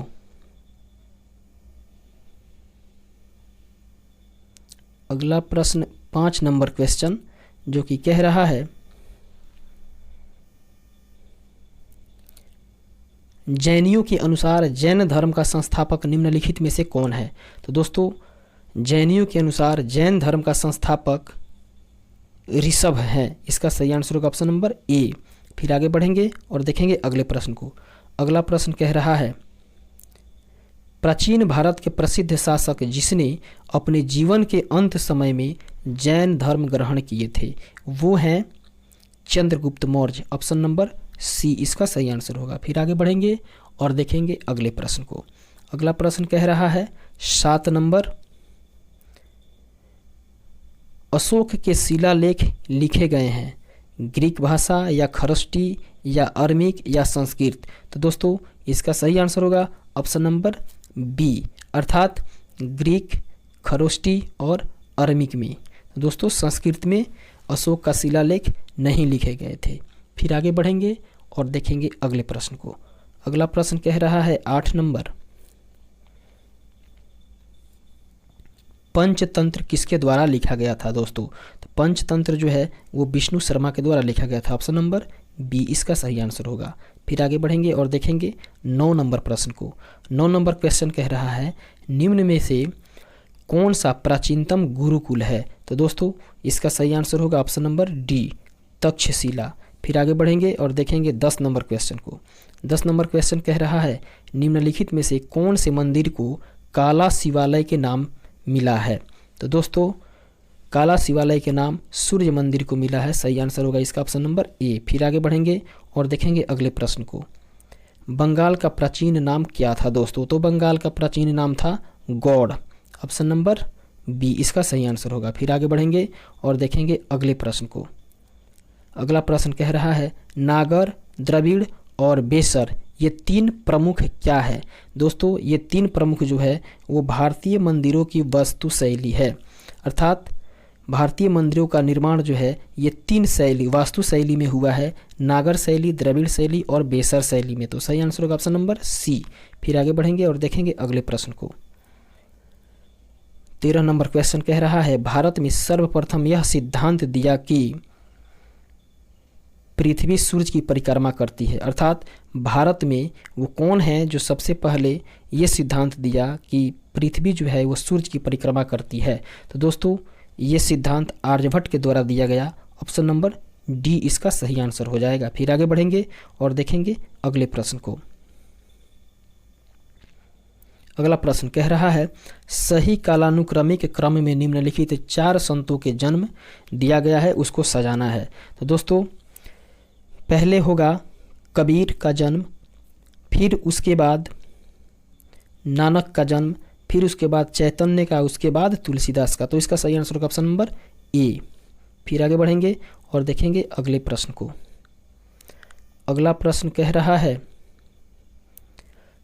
शेर शाह अच्छी तरह से अपने प्रशासनिक कौशल के लिए प्रसिद्ध हैं, विशेष रूप से अपने भूमि राजस्व प्रणाली के लिए। इसका सही आंसर होगा ऑप्शन नंबर बी। फिर आगे बढ़ेंगे और देखेंगे नेक्स्ट क्वेश्चन को। अगला प्रश्न कह रहा है दोस्तों बुलंद दरवाजा जो कि अकबर द्वारा निर्मित है वह किसकी विजय का प्रतीक है? तो दोस्तों बुलंद दरवाजा जो है वो गुजरात विजय का प्रतीक है। अर्थात बुलंद दरवाज़ा का निर्माण जो है अकबर द्वारा करवाया गया और वो जब उन्होंने गुजरात का विजय करके लौटा उसके बाद उन्होंने बुलंद दरवाज़ा का निर्माण कराया। फिर आगे बढ़ेंगे और देखेंगे अगले प्रश्न को। अगला प्रश्न कह रहा है बीबी का मकबरा कहाँ है? दोस्तों मकबरा कहाँ है? बीबी का मकबरा, इसका सही आंसर होगा ऑप्शन नंबर बी, औरंगजेब की पत्नी का। बीबी का मकबरा किसका मकबरा है? तो औरंगजेब की पत्नी का मकबरा है। ऑप्शन नंबर बी इसका सही आंसर होगा। फिर आगे बढ़ेंगे और देखेंगे 18 नंबर प्रश्न को। 18 नंबर क्वेश्चन कह रहा है निम्नलिखित प्रदेशों या राज्यों में से एक जो अकबर के शासनकाल के अंतर्गत मुगल साम्राज्य की सीमाओं से बाहर था वो कौन है? तो दोस्तों वो बीजापुर है। ऑप्शन नंबर सी इसका सही आंसर हो जाएगा। फिर आगे बढ़ेंगे और देखेंगे अगले प्रश्न को। अगला प्रश्न 19 नंबर कह रहा है भारत आने वाला प्रथम यूरोपीय निम्नलिखित में से कौन था? तो दोस्तों भारत में आने वाला प्रथम यूरोपीय पुर्तगाली था। सही आंसर होगा ऑप्शन नंबर डी। फिर आगे बढ़ेंगे और देखेंगे नेक्स्ट क्वेश्चन। 20 नंबर प्रश्न कह रहा है भारत के प्रसिद्ध मयूर सिंहासन व कोहिनूर हीरा को ले गया था। अर्थात भारत के जो प्रसिद्ध मयूर सिंहासन था और कोहिनूर हीरा था उसको किसने लेकर गया था? तो दोस्तों इसको नादिर शाह ने लेकर गया था लूटकर। इसका सही आंसर होगा ऑप्शन नंबर ए। फिर हम लोग देखेंगे अगले प्रश्न को। अगला प्रश्न कह रहा है सती प्रथा के रीति को वैध घोषित किया गया था किसके द्वारा? तो दोस्तों सती प्रथा की जो रीति है उसको लॉर्ड विलियम बेंटिंग के द्वारा अवैध घोषित किया गया था। इसका सही आंसर सी हो जाएगा। फिर आगे बढ़ेंगे और देखेंगे अगले प्रश्न को। 22 नंबर क्वेश्चन कह रहा है 1857 ईस्वी में 1857 ईस्वी में प्रथम भारतीय विश्वविद्यालय कहाँ पर खोला गया था? तो दोस्तों वो कलकत्ता में खोला गया था। ऑप्शन नंबर बी इसका सही आंसर हो जाएगा। फिर आगे बढ़ेंगे और देखेंगे अगले प्रश्न को। अगला प्रश्न कह रहा है ब्रिटिश संसद का प्रथम भारतीय सदस्य निम्नलिखित में से कौन बना? तो दोस्तों इसका सही आंसर हो जाएगा ऑप्शन नंबर डी, दादा भाई नौरोजी ने। फिर आगे बढ़ेंगे और देखेंगे अगले प्रश्न को। अगला प्रश्न कह रहा है 24 नंबर प्रश्न। इसको थोड़ा सा हम लोग और छोटा करेंगे ताकि पूरा का पूरा ऑप्शन दिखाई दे दे। 24 नंबर क्वेश्चन कह रहा है निम्न को कालक्रम के अनुसार व्यवस्थित कीजिए, अर्थात गांधी जी का भारत में वापसी, या लखनऊ समझौता, या प्रथम विश्व युद्ध का प्रारंभ, या चंपारण सत्याग्रह। तो दोस्तों इसमें जो है वो पहले पायदान पर आएगा प्रथम विश्व युद्ध का प्रारंभ, फिर उसके बाद आएगा गांधी जी का भारत में वापसी, फिर उसके बाद में आएगा लखनऊ का समझौता, और अंत में आएगा दोस्तों चंपारण सत्याग्रह। तो इसका सही आंसर हो जाएगा ऑप्शन नंबर डी, 3, 1, 2, 4। फिर आगे बढ़ेंगे और देखेंगे अगले प्रश्न को। अगला प्रश्न कह रहा है दोस्तों 25 नंबर क्वेश्चन कह रहा है निम्नलिखित आंदोलनों में से किस आंदोलन में वंदे मातरम का नारा अपनाया गया था? तो दोस्तों इसका सही आंसर होगा ऑप्शन नंबर बी, 1905 में बंगाल के विभाजन के समय। फिर आगे बढ़ेंगे और देखेंगे 26 नंबर क्वेश्चन को। 26 नंबर प्रश्न कह रहा है लॉर्ड माउंटबेटन वाइसराय के रूप में कार्य करने के लिए विशिष्ट निर्देश के साथ भारत आया था। इसका सही आंसर होगा भारतीय उपमहाद्वीप के किसी क्षेत्र को छोटे छोटे विरोधी राज्य में विभाजित करना। इसका सही आंसर हो जाएगा ऑप्शन नंबर ए। फिर आगे बढ़ेंगे और देखेंगे अगले प्रश्न को। अगला प्रश्न कह रहा है निम्नलिखित में से किसने कांग्रेस के कराची अधिवेशन के लिए मौलिक अधिकारों पर 1931 में संकल्प का मसौदा तैयार किया? तो दोस्तों इसका सही आंसर होगा Pandit Jawaharlal Nehru, option number B. फिर आगे बढ़ेंगे और देखेंगे नेक्स्ट क्वेश्चन। अगला प्रश्न कह रहा है निम्नलिखित में से किसे भारत क्रांति की मां के रूप में जाना जाता है? तो इसका सही आंसर होगा option number C, madam Bhikaji Cama को। फिर आगे बढ़ेंगे और देखेंगे 29 नंबर प्रश्न को। 29 नंबर क्वेश्चन पृथ्वी सूर्य से अधिकतम दूरी किस तिथि को होती है? तो दोस्तों पृथ्वी जो है वो सूर्य से अधिकतम दूरी 4 जुलाई को होता है। ऑप्शन नंबर सी इसका सही आंसर होगा। फिर आगे बढ़ेंगे और देखेंगे 30 नंबर प्रश्न को। तो 30 नंबर क्वेश्चन कह रहा है पृथ्वी की सतह पर खींचा गया सबसे बड़ा वृत्त जो कि कहाँ से गुजरेगा? दोस्तों तो वो भूमध्य रेखा से गुजरेगा। इसका सही आंसर होगा ऑप्शन नंबर ए। फिर आगे बढ़ेंगे और देखेंगे 31 नंबर प्रश्न को। 31 नंबर प्रश्न कह रहा है यदि दो स्थानों के समय में 2 घंटा 20 मिनट का अंतर हो तब उनके देशांतरों में कितना का अंतर होगा? दोस्तों इसका आंसर होगा ऑप्शन नंबर बी, 35 डिग्री का। फिर आगे बढ़ेंगे और देखेंगे अगले प्रश्न को। अगला प्रश्न कह रहा है 32 नंबर ध्रुव क्षेत्रों में अति तेज व बर्फीली ठंडी बहने वाली वायु को क्या कहते हैं? दोस्तों उसको ब्लिजार्डस कहते हैं, ब्लिजार्डस कहते हैं। फिर आगे बढ़ेंगे और देखेंगे अगले प्रश्न को। 33 नंबर क्वेश्चन कह रहा है जिन वृक्षों की जड़ें कम गहरी होती है उनका संबंध किस चीज़ से है?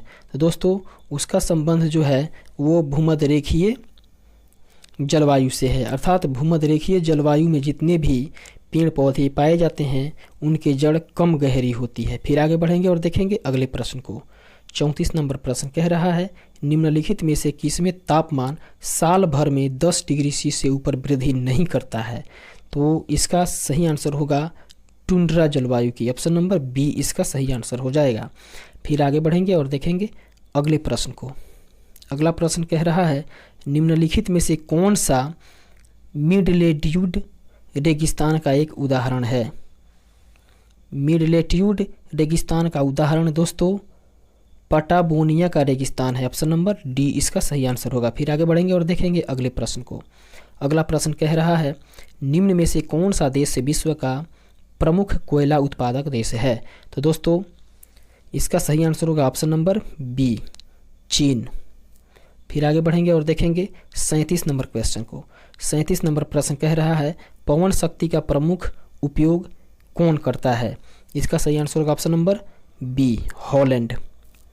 फिर आगे बढ़ेंगे और देखेंगे 38 नंबर प्रश्न को। 38 नंबर प्रश्न कह रहा है विश्व की सबसे लंबी पर्वत श्रृंखला निम्नलिखित में से कौन है। तो दोस्तों विश्व की सबसे विश्व की सबसे लंबी पर्वत श्रृंखला एंडीज है। ऑप्शन नंबर बी इसका सही आंसर होगा। फिर आगे बढ़ेंगे और देखेंगे अगले प्रश्न को। अगला प्रश्न कह रहा है निम्नलिखित में से कौन सा एक सागर बिना तट के हैं। तो दोस्तों इसका सही आंसर होगा ऑप्शन नंबर डी सारगैसो सागर। फिर आगे बढ़ेंगे और देखेंगे 40 नंबर प्रश्न को। 40 नंबर प्रश्न कह रहा है कौन सी नदी भूमध्य रेखा को 2 बार पार करती है। तो दोस्तों कांगो नदी जो है वो भूमध्य रेखा को 2 बार पार करती है। ऑप्शन नंबर सी इसका सही आंसर होगा। फिर आगे बढ़ेंगे और देखेंगे 41 नंबर प्रश्न को। 41 नंबर क्वेश्चन कह रहा है विश्व की सबसे बड़ी खाड़ी कौन सी है। तो दोस्तों विश्व की सबसे बड़ी खाड़ी जो है वो मैक्सिको की खाड़ी है। ऑप्शन नंबर बी इसका सही आंसर होगा। फिर आगे बढ़ेंगे और देखेंगे 42 नंबर प्रश्न को। 42 नंबर क्वेश्चन कह रहा है विश्व की सबसे अधिक लंबी अंतर्देशीय जलमार्ग कौन है। तो दोस्तों वो है मिसिसिपी नदी प्रणाली। ऑप्शन नंबर ए इसका सही आंसर होगा। फिर आगे बढ़ेंगे और देखेंगे 43 नंबर प्रश्न। फिर यहाँ पर यूरोप की भाषाएं और बोली जाती है किस देश में, इससे मिलान करना है। इसको थोड़ा सा हम लोग और छोटा करेंगे ताकि दिया गया कूट जो है वो पूर्णतः दिखाई पड़े।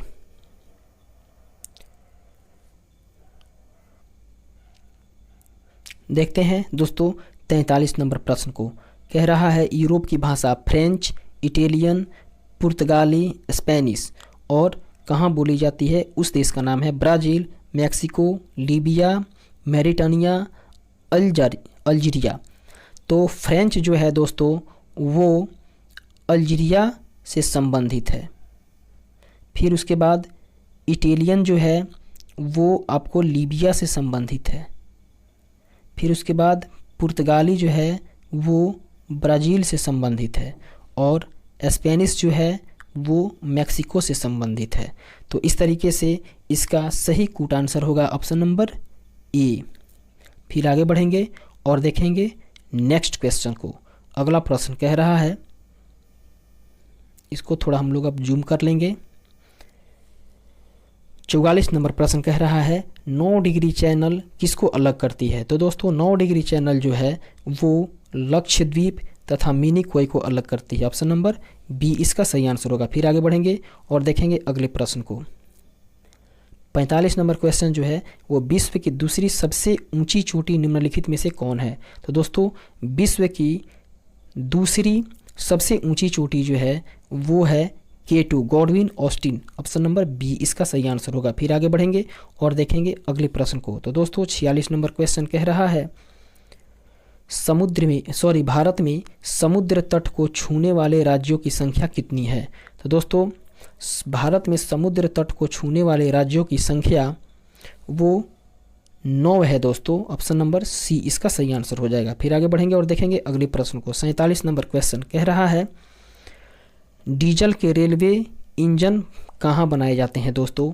तो इसका सही आंसर होगा ऑप्शन नंबर सी वाराणसी में।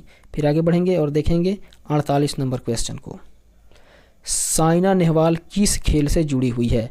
तो दोस्तों साइना नेहवाल जो है वो बैडमिंटन से जुड़ी हुई है। ऑप्शन नंबर बी इसका सही आंसर होगा। फिर आगे बढ़ेंगे और देखेंगे अगले प्रश्न को। 49 नंबर क्वेश्चन।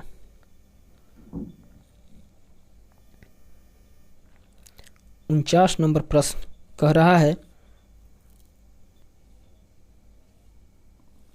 दोस्तों 49 नंबर प्रश्न जो है वो कह रहा है भारत का रेलवे नेटवर्क विश्व में चौथा सबसे बड़ा नेटवर्क है। इससे बड़े 3 नेटवर्क निम्नलिखित में से कहाँ है दोस्तों? तो इसका सही आंसर होगा ऑप्शन नंबर बी, रूस, यूएसए और कनाडा में। फिर आगे बढ़ेंगे और देखेंगे 50 नंबर प्रश्न को। 50 नंबर क्वेश्चन कह रहा है शक संवत का प्रथम मास निम्नलिखित में से कौन है? तो दोस्तों शक संवत का प्रथम मास चैत को कहा जाता है। ऑप्शन नंबर सी इसका सही आंसर होगा। फिर आगे बढ़ेंगे और देखेंगे अगले क्वेश्चन को। 51 नंबर क्वेश्चन कह रहा है भारत के संविधान का विचार सर्वप्रथम किसके द्वारा दिया गया था? तो दोस्तों भारत के संविधान का विचार सबसे पहले एम.एन. रॉय के द्वारा दिया गया था। ऑप्शन नंबर डी इसका सही आंसर होगा। फिर आगे बढ़ेंगे और देखेंगे अगले प्रश्न को। 52 नंबर क्वेश्चन कह रहा है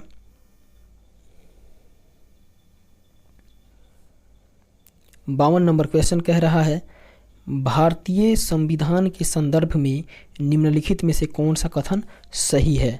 दोस्तों यह विभिन्न संविधानों का मिश्रण है।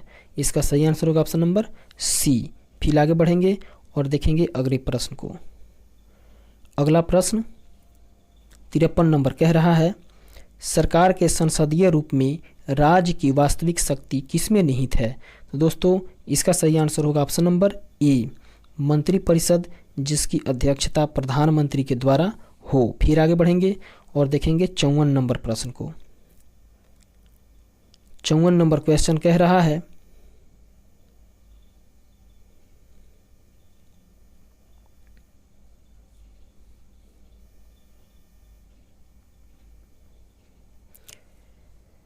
शब्द सोशलिस्ट भारतीय संविधान की प्रस्तावना में जोड़ा गया था। इसका मुख्य उद्देश्य निम्नलिखित में से क्या है? तो दोस्तों इसका मुख्य उद्देश्य जो है वो आर्थिक व राजनीतिक स्थिति में असमानता को समाप्त करने में है। ऑप्शन नंबर ए इसका सही आंसर होगा। फिर आगे बढ़ेंगे और देखेंगे अगले प्रश्न को। 55 नंबर प्रश्न कह रहा है अस्पृश्यता को समाप्त कर दिया है और अपने अभ्यास करने के लिए दंडनीय है। इसका सही अनुच्छेद कौन है? तो दोस्तों इसका सही आंसर होगा ऑप्शन नंबर सी, 17। फिर आगे बढ़ेंगे और देखेंगे अगले प्रश्न को। अगला प्रश्न कह रहा है कौन भारत के राष्ट्रपति के विरुद्ध महाभियोग की कार्यवाही चला सकता है? तो दोस्तों इसका सही आंसर हो जाएगा ऑप्शन नंबर डी, संसद का कोई भी सदन। फिर आगे बढ़ेंगे और देखेंगे 57 नंबर प्रश्न को। 57 नंबर क्वेश्चन कह रहा है कौन राज्यसभा का सदस्य था जब पहली बार भारत का प्रधानमंत्री नियुक्त हुआ? तो दोस्तों इसका सही आंसर होगा Indira Gandhi, option number B. फिर आगे बढ़ेंगे और देखेंगे अगले प्रश्न को। 58 नंबर क्वेश्चन कह रहा है भारत में राज्य के मुख्यमंत्री राष्ट्रपति चुनाव में मतदान के लिए पात्र नहीं है यदि उसे राज्य की विधान परिषद का सदस्य होना चाहिए। इसका सही आंसर होगा ऑप्शन नंबर सी। फिर आगे बढ़ेंगे और देखेंगे 59 नंबर प्रश्न को। 59 नंबर क्वेश्चन कह रहा है लोकसभा का प्रथम अध्यक्ष कौन था? तो दोस्तों लोकसभा का प्रथम अध्यक्ष जी.बी. मावलंकर थे। ऑप्शन नंबर ए इसका सही आंसर होगा। फिर आगे बढ़ेंगे और देखेंगे अगले प्रश्न को। 60 नंबर क्वेश्चन कह रहा है सार्वजनिक खाता समिति का अध्यक्ष कौन है? तो दोस्तों इसका सही आंसर होगा लोकसभा अध्यक्ष द्वारा नियुक्त। ऑप्शन नंबर बी इसका सही आंसर होगा। फिर आगे बढ़ेंगे और देखेंगे अगले प्रश्न को। 61 नंबर क्वेश्चन उच्च न्यायालय के जजों या न्यायाधीशों की संख्या कौन निर्धारित करता है? तो दोस्तों इसकी संख्या जो है वो राष्ट्रपति निर्धारित करता है। ऑप्शन नंबर बी इसका सही आंसर होगा। फिर आगे बढ़ेंगे और देखेंगे 62 नंबर प्रश्न को। 62 नंबर क्वेश्चन राज्यपाल द्वारा जारी अध्यादेश द्वारा अनुमोदित होता है राज्य विधायिका। ऑप्शन नंबर सी इसका सही आंसर होगा। फिर आगे बढ़ेंगे और देखेंगे क्वेश्चन नंबर 63। इसको थोड़ा और हम लोग जूम करके छोटा करेंगे।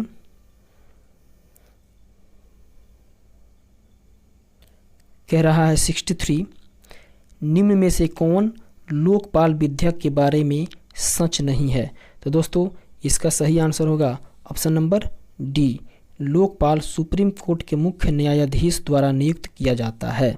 इस फिर आगे बढ़ेंगे और देखेंगे अगले प्रश्न को।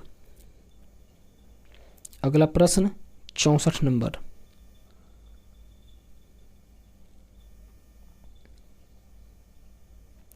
चौंसठ नंबर क्वेश्चन कह रहा है, देश में सुरक्षा प्रेस द्वारा मुद्रा नोट की प्रिंटिंग के लिए आवश्यक विशेष कागज कहाँ उत्पादित होता है? तो दोस्तों ये जो है वो होशंगाबाद में, ऑप्शन नंबर सी इसका सही आंसर हो जाएगा। फिर आगे बढ़ेंगे और देखेंगे 65 नंबर प्रश्न को। 65 नंबर क्वेश्चन कह रहा है, 1983 ईस्वी में प्रूडेंशियल विश्व कप जीतने के लिए भारतीय क्रिकेट टीम द्वारा पराजित वेस्ट इंडीज टीम का कप्तान निम्नलिखित में से कौन था? तो दोस्तों वो था Clive Lloyd, option number B इसका सही आंसर हो जाएगा। फिर आगे बढ़ेंगे 66 नंबर प्रश्न की ओर। 66 नंबर क्वेश्चन कह रहा है, अंतर्राष्ट्रीय ओलंपिक समिति का कार्यालय कहाँ स्थित है? तो दोस्तों लाउसने में है स्थित, ऑप्शन नंबर ए इसका सही आंसर हो जाएगा। फिर आगे बढ़ेंगे, देखेंगे 67 नंबर प्रश्न को। तो दोस्तों 67 नंबर प्रश्न जो है वो कह रहा है, 1954 ईस्वी में प्रारंभ प्रथम भारत रत्न सम्मान किसे दिया गया था? तो दोस्तों इसका सही ऑप्शन हो जाएगा option number B, doctor S Radhakrishnan को। फिर आगे बढ़ेंगे और देखेंगे 68 नंबर क्वेश्चन। 68 नंबर प्रश्न कह रहा है, कलिंग पुरस्कार किस क्षेत्र में दिया जाता है? तो दोस्तों कलिंग पुरस्कार जो है वो विज्ञान के क्षेत्र में दिया जाता है, ऑप्शन नंबर बी इसका सही आंसर होगा। फिर देखेंगे 69 नंबर प्रश्न को। 69 नंबर क्वेश्चन कह रहा है, भारत में वीरता के 2 सर्वोच्च पुरस्कार निम्नलिखित में से कौन है? तो दोस्तों इसका सही आंसर होगा परमवीर चक्र और तथा महावीर चक्र, ऑप्शन नंबर डी इसका सही आंसर होगा। फिर आगे बढ़ेंगे और देखेंगे 70 नंबर प्रश्न को। 70 नंबर क्वेश्चन कह रहा है, निम्न में से किस खेल लेखक ने 2 बार बुकर पुरस्कार प्राप्त किया है? तो दोस्तों इसका सही आंसर होगा ऑप्शन नंबर बी, जे.एम. कोयटजी। फिर आगे बढ़ेंगे और देखेंगे 71 नंबर प्रश्न को। 71 नंबर क्वेश्चन कह रहा है, बी.सी. रॉय पुरस्कार किस क्षेत्र में दिया जाता है? तो दोस्तों बी.सी. रॉय पुरस्कार जो है वो औषधि के क्षेत्र में दिया जाता है, ऑप्शन नंबर डी इसका सही आंसर होगा। फिर आगे बढ़ेंगे और देखेंगे 72 नंबर प्रश्न को। 72 नंबर प्रश्न कह रहा है, क्या सही कालानुक्रमिक अनुक्रम है जो विश्व के 7 आश्चर्यों के बीच में निम्नलिखित का निर्माण किया गया है? तो इसका सही आंसर होगा पहले चीन की बड़ी दीवार, फिर उसके बाद में काम्पुचिया का अंकोर वाट मंदिर, फिर पीसा की झुकी हुई मीनार, उसके बाद आगरा का ताजमहल, ऑप्शन नंबर बी इसका सही आंसर हो जाएगा। फिर आगे बढ़ेंगे और देखेंगे 73 नंबर प्रश्न को।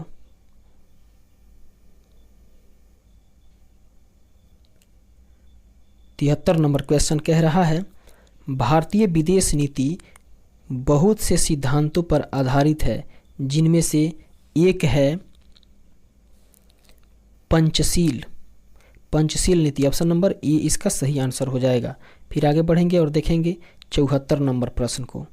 74 नंबर क्वेश्चन कह रहा है, निम्नलिखित में से कौन सी एक देश में आय कर की दर सर्वाधिक है? तो दोस्तों जापान देश में आय कर की दर सर्वाधिक है, ऑप्शन नंबर सी इसका सही आंसर हो जाएगा। फिर आगे बढ़ेंगे और देखेंगे अगले प्रश्न को। 75 नंबर क्वेश्चन कह रहा है, माइक्रो क्रेडिट अथवा गरीबों के साथ बैंकिंग का प्रस्ताव ग्रामीण क्रेडिट के क्षेत्र में अपेक्षाकृत एक नई धारणा है। निम्न में से किस देश के साथ यह प्रस्ताव सफलतापूर्वक बंधन हो चुका है? तो दोस्तों इसका सही आंसर होगा ऑप्शन नंबर डी, बांग्लादेश के साथ। फिर आगे बढ़ेंगे और देखेंगे 76 नंबर प्रश्न को। 76 नंबर क्वेश्चन कह रहा है, गंगा बेसिन पर वर्षापात का विभाजन पैटर्न घटता है, अर्थात इसका सही आंसर होगा पश्चिम से पूरब तथा उत्तर से दक्षिण। ऑप्शन नंबर ए हो जाएगा सही आंसर। फिर आगे बढ़ेंगे और देखेंगे 77 नंबर प्रश्न को। 77 नंबर प्रश्न कह रहा है निम्नलिखित में से कौन सा एक कभी रिजर्व बैंक ऑफ इंडिया का गवर्नर नहीं रहा है।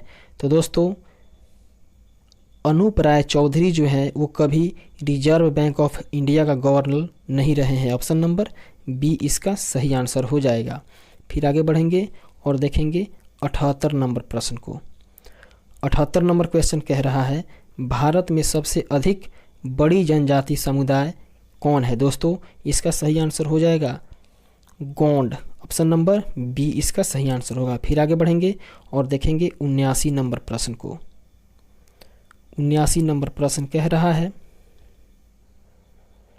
जो प्रायद्वीप भारत के निम्नलिखित 3 नदियों के अपने स्रोत के रूप में अमरकंटक क्षेत्र हैं वो कौन है। दोस्तों इसका सही आंसर होगा सोन, महानदी और नर्मदा। ऑप्शन नंबर ए इसका सही आंसर हो जाएगा। फिर आगे बढ़ेंगे और देखेंगे 80 नंबर प्रश्न को। 80 नंबर प्रश्न कह रहा है दोस्तों निम्न में से किसे डायनासोर का कब्रिस्तान कहा जाता है। तो दोस्तों मोन्टाना को डायनासोर का कब्रिस्तान कहा जाता है। ऑप्शन नंबर बी इसका सही आंसर होगा। फिर आगे बढ़ेंगे और देखेंगे क्वेश्चन नंबर 81 81 नंबर प्रश्न कह रहा है ल्यूनर सी अर्थात चंद्र समुद्र को संदर्भित करता है। इसका सही आंसर होगा ऑप्शन नंबर, इसको थोड़ा सा और हम लोग ऊपर करके स्क्रॉल करके देखेंगे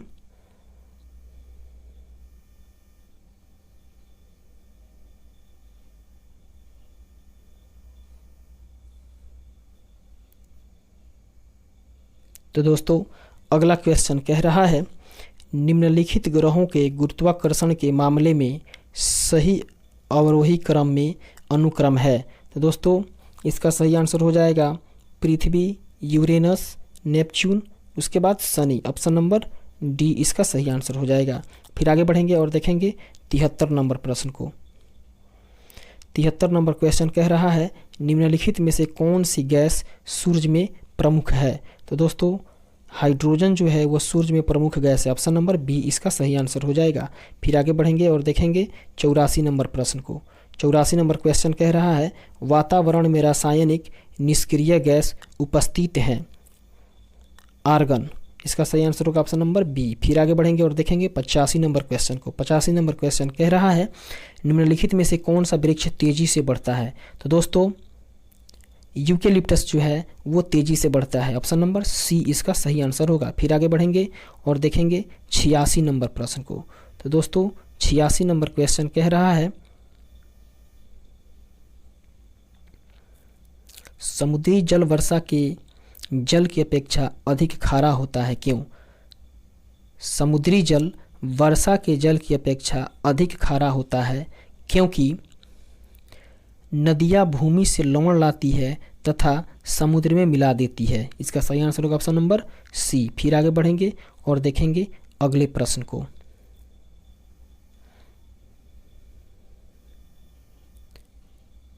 अगला प्रश्न कह रहा है एक तत्व जो प्रकृति में नहीं मिलता परंतु इसे कृत्रिम रूप में बनाया जा सकता है वह है प्लूटोनियम। ऑप्शन नंबर ए इसका सही आंसर होगा। फिर आगे बढ़ेंगे देखेंगे नेक्स्ट क्वेश्चन।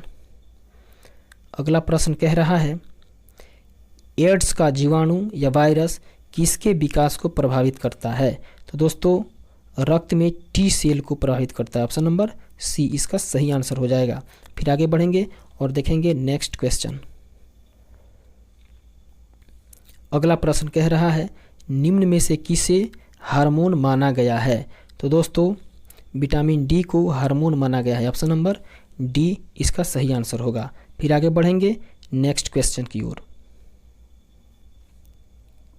तो दोस्तों 90 नंबर प्रश्न कह रहा है कौन सी भारतीय मिसाइल नाभिक या आणविक अस्त्रों को ले जाने में सक्षम है। तो दोस्तों पृथ्वी जो है वो नाभिकीय या आणविक अस्त्रों को ले जाने में सक्षम है। ऑप्शन नंबर सी इसका सही आंसर हो जाएगा। फिर आगे बढ़ेंगे और देखेंगे 91 नंबर प्रश्न को।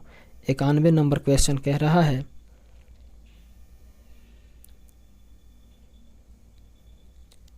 लाइफलाइन एक्सप्रेस क्या है। तो दोस्तों लाइफलाइन एक्सप्रेस जो है वो भारत में रेल परिचालन पर विश्व का प्रथम चिकित्सालय है। ऑप्शन नंबर बी इसका सही आंसर हो जाएगा। फिर आगे बढ़ेंगे और देखेंगे 92 नंबर प्रश्न को।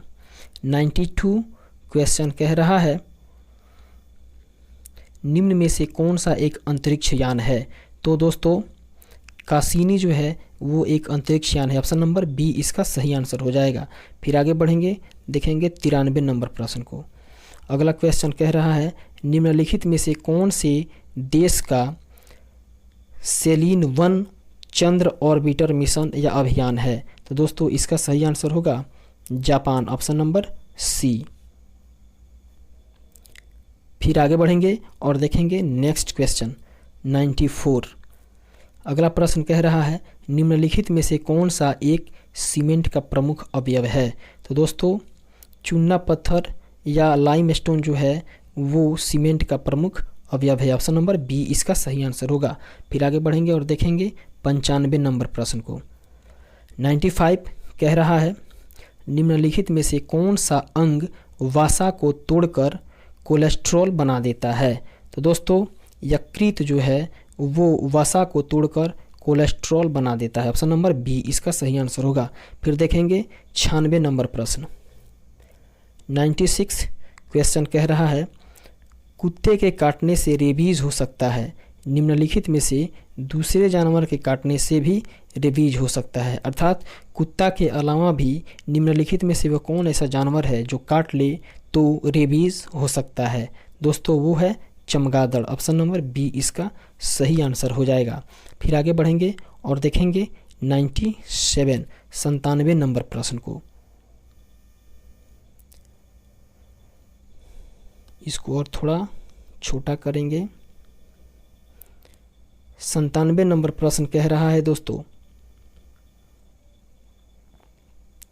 आँख की पुतली या आईबॉल के संकुचन के कारण एक दूरदृष्टि वाली आँख देख सकती है केवल दूर की वस्तुएं जिसे उत्तल लेंस का उपयोग करते हुए ठीक कर दिया गया है। ऑप्शन नंबर ए इसका सही आंसर हो जाएगा। फिर आगे बढ़ेंगे और देखेंगे 98 नंबर प्रश्न को। तो दोस्तों 98 नंबर प्रश्न कह रहा है निम्नलिखित में से कौन सा उद्योग सर्वाधिक नॉन बायोडिग्रेडेबल वेस्ट उत्पादन करता है। तो दोस्तों थर्मल पावर प्लांट जो है वो नॉन बायोडिग्रेडेबल वेस्ट उत्पन्न करता है। ऑप्शन नंबर डी इसका सही आंसर हो जाएगा। फिर आगे बढ़ेंगे और देखेंगे 99 नंबर प्रश्न को। 99 नंबर प्रश्न कह रहा है निम्नलिखित में से कौन सा एक गर्म करने पर सर्वाधिक फैलता है। अर्थात इसका सही आंसर होगा ऑप्शन नंबर डी वायु। वायु को गर्म करने पर ये सर्वाधिक फैलता है। उसके बाद अब देखेंगे 100 नंबर और आखिरी प्रश्न इस सेट का। 100 नंबर क्वेश्चन कह रहा है उस धातु को पहचानिए जिसकी प्रकृति विषैली नहीं है।